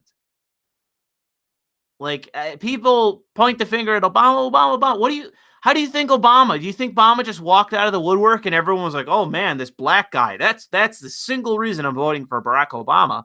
You know, maybe for a certain percentage of people it was true, but it was 8 years out from the Bush administration. 8 years of Bush. You know, that's how you got Barack Obama. And guess what? 8 years of Trump. If you put up somebody like Jeb Bush, the Democrats are going to win, or at least they stand a very high chance of winning. You really can't continue. You can't go back, in my opinion, with the Republicans. Like, maybe way down the line, you can have the establishment come back to some degree. But in my opinion, for a lot of voters, the Bush era, the Romney era, of politics is fucking dead. And the McCain era of politics is dead. They are unelectable. Mitt Romney's unelectable. George Bush is unelectable. Either Bush and Mitt Romney and McCain. They're unelectable. They're unelectable now. So I see a quick super chat from Tim, our resident conservative, who says, we grassroots conservatives spent 30 years voting as, well, it's not a Dem. Republicans have been disappointing us for decades, in all caps. Thankfully, we got somebody who is doing what they said. Yeah, so that's the biggest. I mean, that was the joke article of Donald Trump is literally doing what he promised, or something to that extent, and that was a bad thing for them. That he's like, yes, I promised X, Y, and Z, and he's actually doing those things. What's beautiful about trade is that it's also one of his big promises, is that we're going to renegotiate these trade deals, and by all appearances, he is fully on board. He is fully committed. He has the mad lad, the old man, Wilbur Ross going fucking apeshit as Commerce Secretary with tariffs. And it is the purposes of strategy. It is to renegotiate the trade deals and our agreements with the trade deficit that we have had for a very long time. Even though we are a very productive country, we are very productive. Yet for whatever reason, we have an insane trade deficit simply because we're so bourgeois and blah blah blah. We're importing so many things. It doesn't mean it has to be that way. Just because the almighty God of capitalism has decided that doesn't mean it has to be that way. And I say that obviously in a frivolous sense, or in a facetious sense, because capitalism, as far as I can tell, is just what the elites decide in a back room. You know, our trade agreements were not created by God. They are not handed down on a tablet. They were created by elitists in the back room. That's where they came from. And guess what? Trump doesn't agree with the status quo. Trump wants to change them. It's just man's law. Capitalism isn't God's law. It's man's law. And Trump wants to change it. So guess what? He has all the power in the world to do it. Doesn't matter how much bullshit you push forward. Excuse me, Louis, but I'm currently sitting in my armchair. Do you understand economics, Louis? Because I do. You can tell. I've read Milton Friedman, and I am sitting in this armchair. So I have something to say about economics. God. Prices were just static before Trump. That's all I know.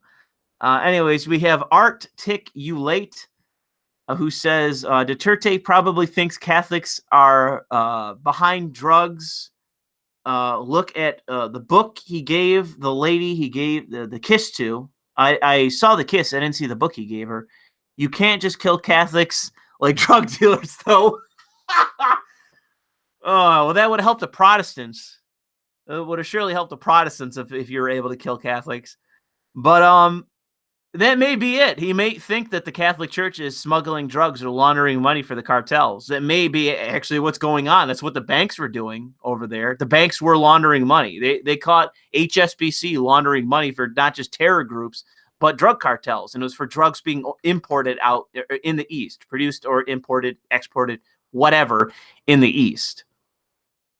So maybe the church there is doing it. It's not like embezzlement and money laundering is not something that frequently occurs in the United States as it relates to churches.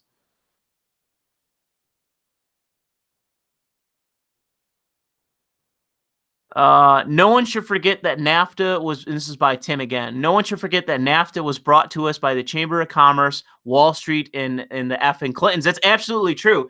The Republicans wanted to, it was George H.W. Bush tried to pass NAFTA, couldn't do it, and then Bill Clinton got into office and boom, passed it immediately. Because again, the Democrats and Republicans agreed.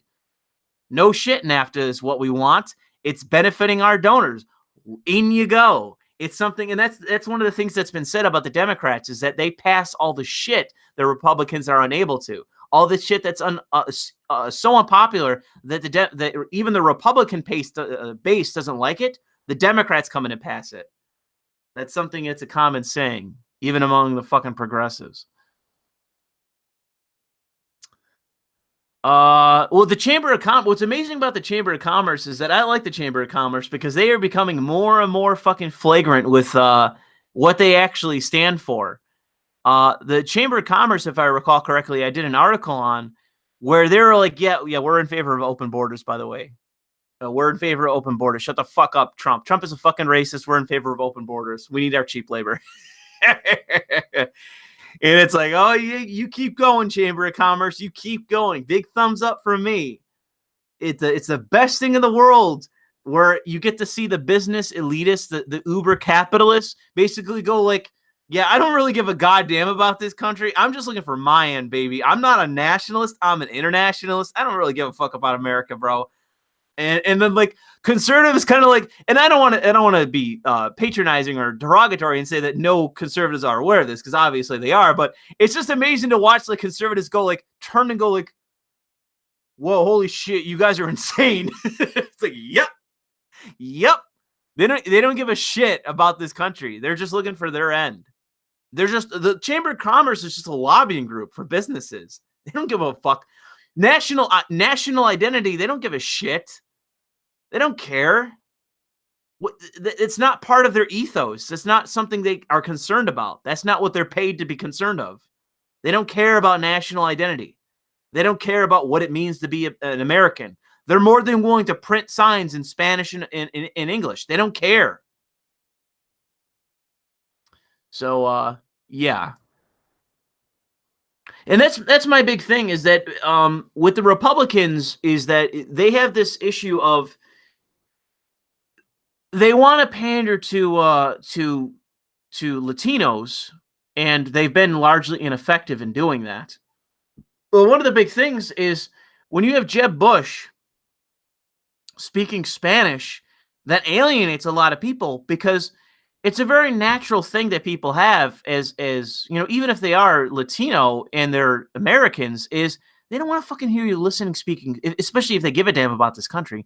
They don't want to listen to you, patronizing to them, pandering to them, speaking Spanish. They're an American. Why are you speaking Spanish? And this is the big thing, that one of the issues with the Republicans is that a lot of them do agree with the whole multicultural bullshit.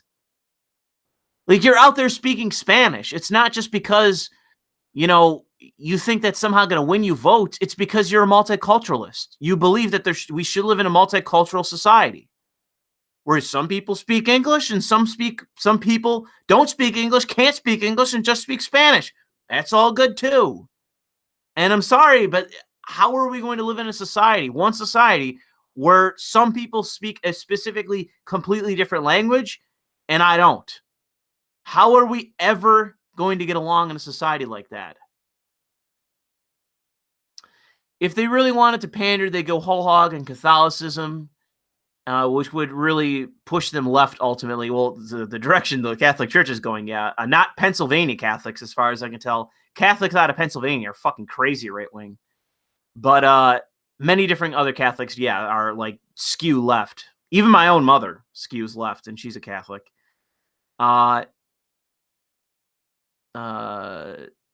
But yeah, I mean, if Republicans are out there going like, big thumbs up to the Catholic Church, big thumbs up to Catholicism, rah Catholicism, that would probably win over a decent amount of like probably Latina women, older Latina women. They'd probably be on board with that kind of pandering. But I don't really know too much young people wise if that would convince them. But I think older wise, it would convince more Latinos to vote Republican if they pander more to Catholics.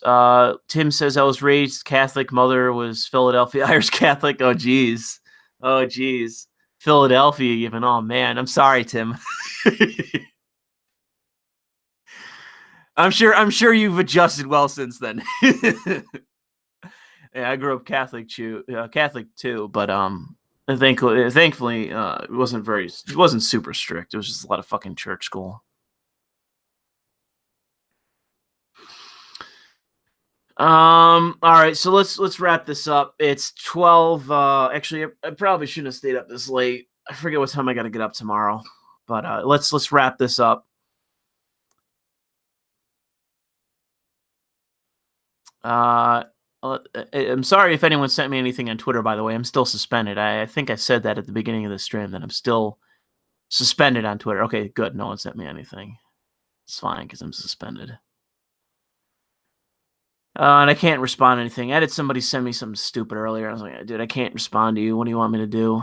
You need to convince Paul's ego that Trump is great. Yeah, I'm not bothering. I've had a bunch of people say that I should go debate The Amazing Atheist, because he actually left a comment in one of my videos basically inviting me on his podcast. He won't be doing that now ever since he had a house fire, so he's kind of fucked in that regard.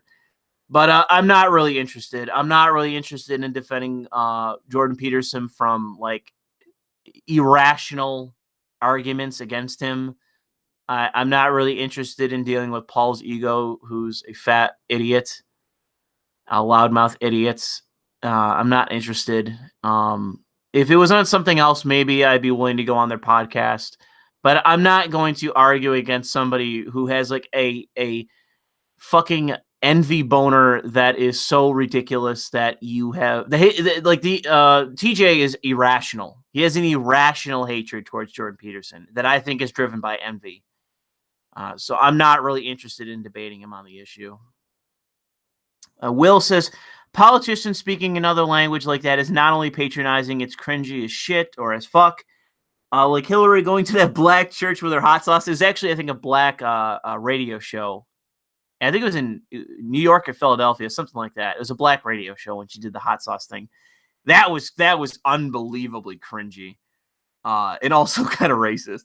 But when she took it out of her purse, my fucking jaw hit the floor. Yeah, it's amazing. Playing Persona 5 because of you. Awesome game. Beamer says, I don't remember when I recommended that. I do think that Persona 5 is the best out of all of them. I've seen people contest that to some degree. I've seen people say that 4 was bigger, and I agree. I think 4 definitely left a bigger mark than 5. Not that 5 is shit or anything, but I'm just saying I think 4 had some kind of like a lot of artists like 4. I'm just gonna say that a lot of people are obsessed with 4. It had like 2 seasons of an anime or some shit. I think was it more than 2 seasons or was it 2 seasons? I didn't watch it, but a lot of people liked 4. Oh, I didn't really like 4 that much. 3 I didn't think was very good. I couldn't finish either, but I thought 3 was worse than 4. The only thing I liked about 3. 3 was the female protagonist. I thought she was very superior to the emo male protagonist. I liked the female protagonist in 3, but I still didn't finish the game, so it didn't justify it. But yeah, 5 is pretty fucking good. I liked 5. At some point, I'm gonna restart it and finish it at some point. But yeah, thanks for the support and all that, and I'm glad you're enjoying the game. I have seen a video of Trudeau's fake eyebrows.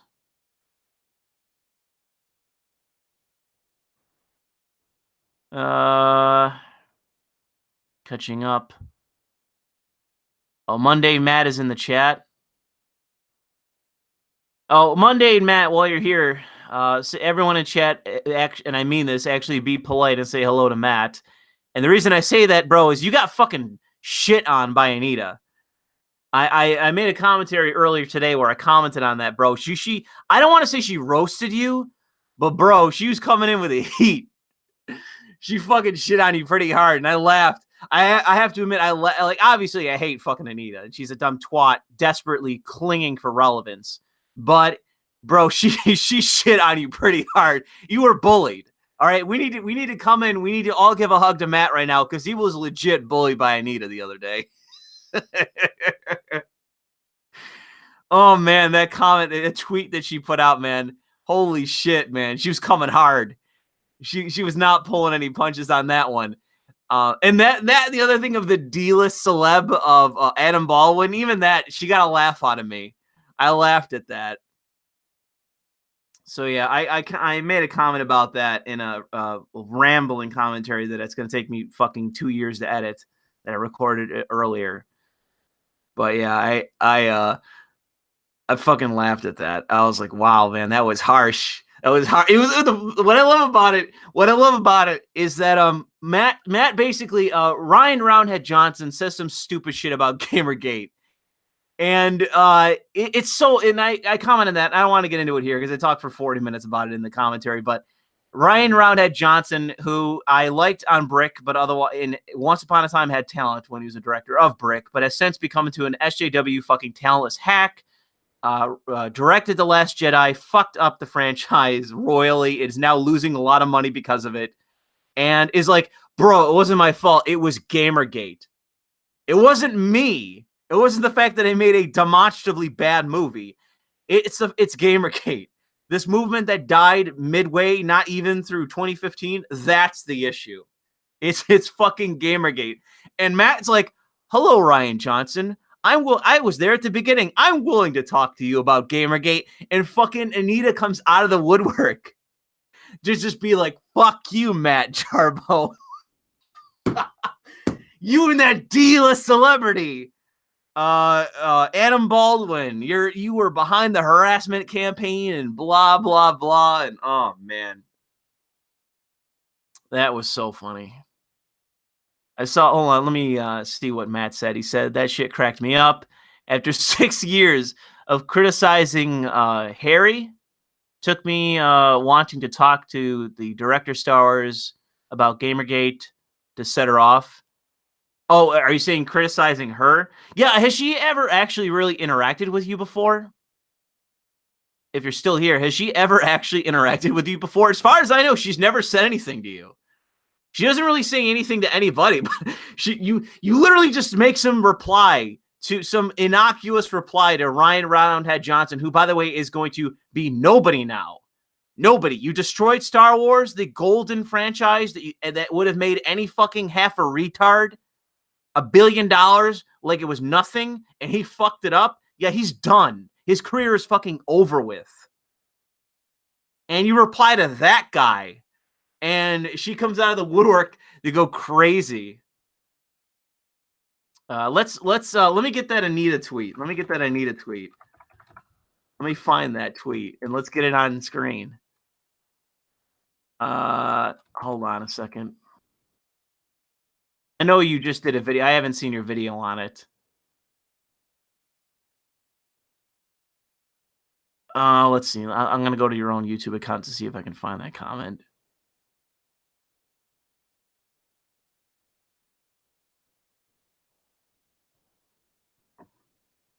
Hold on, where is it? Oh, come on.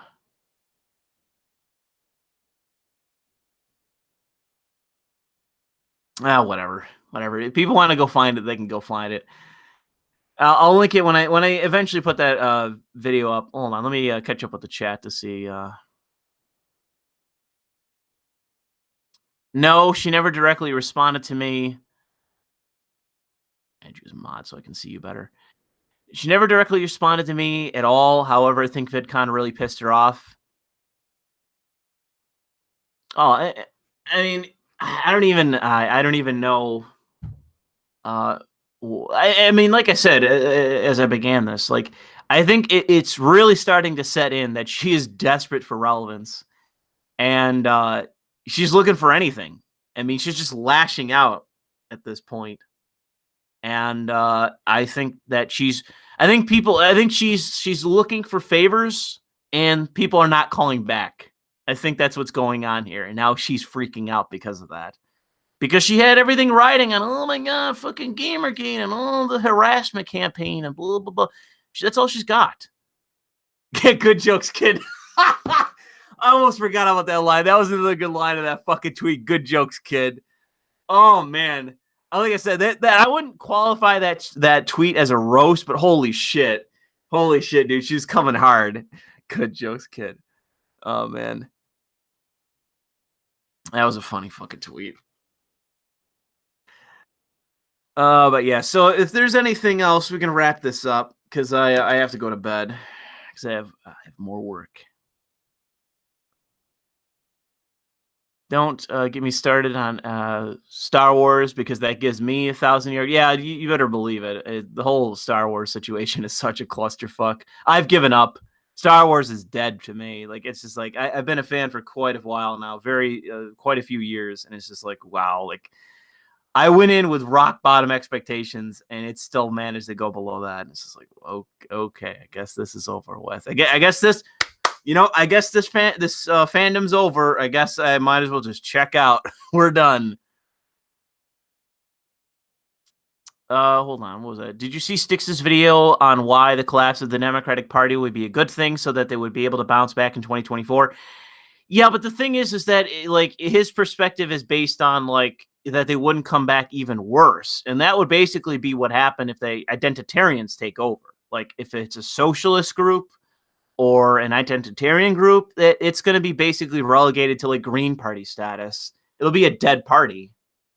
So I don't know what the Democrats can do to actually reform.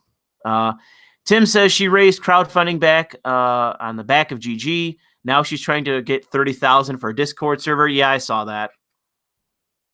Like I said, I think people aren't calling back, and I think that's pretty much where we are now, where she's kind of running out of places to go and running out of favors to call in, and that's about it. That's all she wrote for Anita Sarkeesian, because people aren't even watching your videos. People aren't like taking down her videos. No one gives a fuck about her anymore. No one cares. No one cares what Anita has to say or what she's doing, because she's just lost all relevance. No one really feels sorry for her. Those victim bucks have dried up, and that's all there were in terms of opportunities for her, because that's all she ever built. All right, let's get one more comment, one more spicy comment, one more good comment, one more super chat, maybe one more something for us to finish this off, to end this stream. I've seen people calling for the end of this stream, and we will end the stream with one more, one more comment, one more something, just to make it the final one. Persona Yuri game, sure. That's not much of a comment though, because I don't think they'd make it. As far as I know, the fan base of fucking Persona is like 89% male. So I don't know if there's a big enough fan base to make a Yuri Persona game. I'm not gonna buy a 9/11. No. Let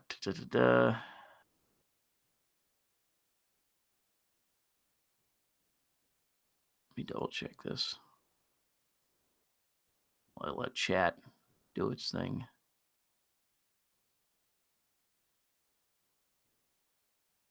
I still got like 5 fucking days to go on my suspension for Twitter. It's just like I'm sitting here like, what the fuck? Like, there's all kinds of shit I could be tweeting, all kinds of shit I could be retweeting, and I'm stuck here waiting for this fucking this stupid platform to allow me back on.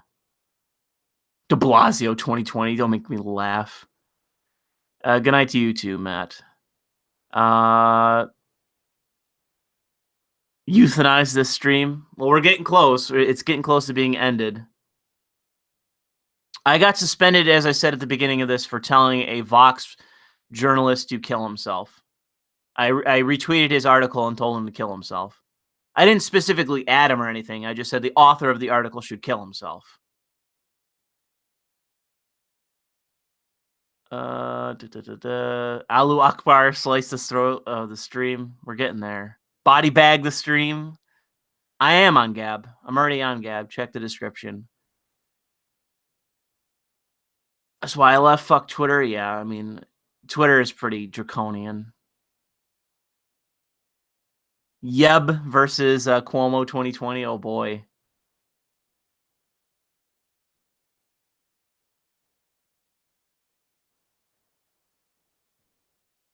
Walk away is just Russian bots. I've heard about that hashtag walk away. I'm not 100% sure what it is exactly, whether it's people actually saying I'm a Democrat and fuck the party, or if it's conservatives basically saying like, hey, Democrats, don't you want to walk away from the party? It feels kind of like an AstroTurf thing from conservatives, but I'm not really following it, so I don't really know.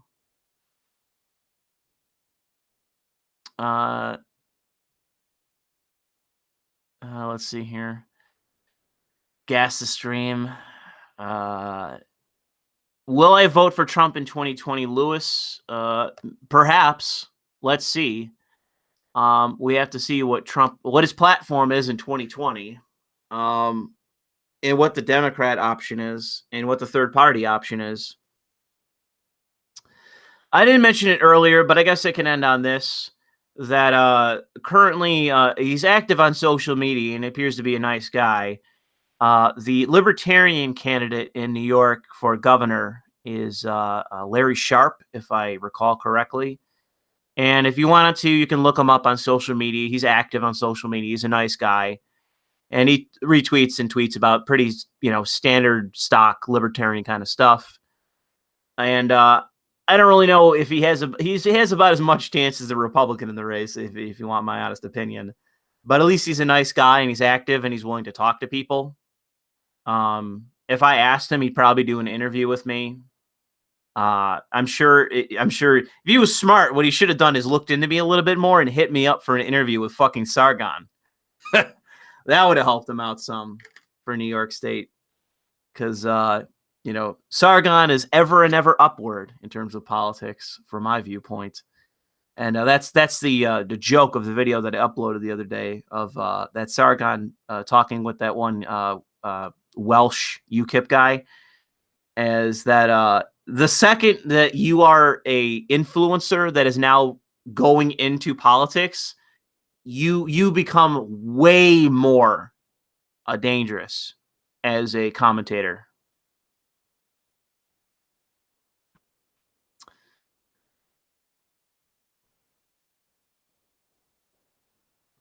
Sargon's channel is growing somewhat slowly now, but it's never really halted.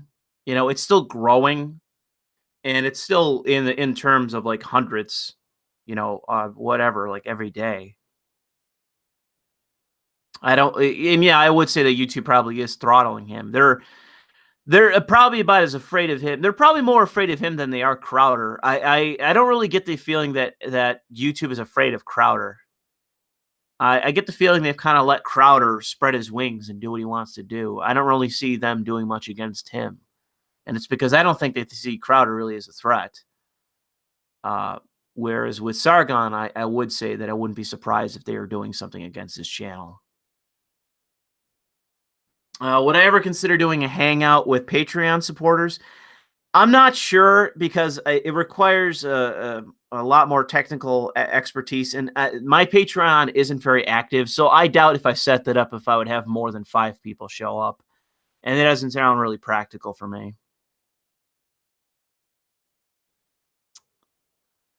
Did I see Teal Deer's video about Sargon and UKIP? Yeah, and I dismissed it as easily as I saw it. It's not from an unbiased source. There is such a thing as Sargon derangement syndrome, and I would say that Teal Deer is someone that unfortunately has some issues with that. Although he's hardly the only one.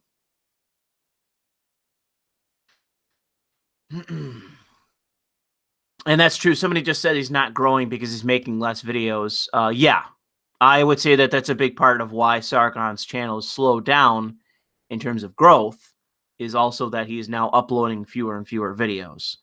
And it's also because he's being a lot more involved in doing other things. I mean, he spent like half the fucking summer in the United States and going around doing live events. So when you're doing that, not a lot of time to do videos. But I'll end it there. I'll end it there because I need to go to bed. So I'd like to thank all of those of you that support my channel, that gave to the Super Chat tonight, that support me on Patreon, and contribute to my channel and are active on my channel. I have a very small but active subscriber base, and I appreciate all of you. I'm working to upload new content, and I am working on multiple videos currently right now. Just recorded some commentaries earlier that require a decent amount of editing. But I'm working to get those up. I think I'll have time this week to get up another video. And I'm doing my best to try to keep this channel active. And I know that those of you want me to upload more content and like me to be active. So I appreciate everyone here. I appreciate those of you that showed up to listen to my stream and listen to my videos and support my channel. I very much appreciate that. And hopefully soon I'll have a new video and I'll no longer be suspended on Twitter because I can't stand not being on Twitter. So until next time, thanks for stopping by. Be sure to check out the links in the description to my affiliates, to my Patreon, to my social media accounts on Facebook, Gab, and Twitter. As of now, I'm still suspended on Twitter, but I'm eventually going to be allowed back, and I'm still going to tell journalists to fucking kill themselves. I don't care how much they censor me. I'm going to say what I want to say. I don't give a fuck. Just because it's hate speech. You're telling someone, you're encouraging self-harm. I don't give a shit. I'm trying to save the world. I'm trying to do the world a good thing. That's why I'm suggesting it. If I'm telling you to kill yourself, it's for a good reason. You probably should. You're probably a piece of shit that's detracting from the world. Dale says, I need to stuff to listen to you for my desk jockey job. Don't get too full of yourself. I just need stuff to listen to. Well, Dale, thanks for the support. And there you go. I'll have some more. I have like a 40-minute commentary coming up, so I hope you enjoy that. You'll have plenty to listen to in that commentary. It's very rambling and all over the place. You'll enjoy it. So yeah. So thanks for stopping by, and until next time, guys.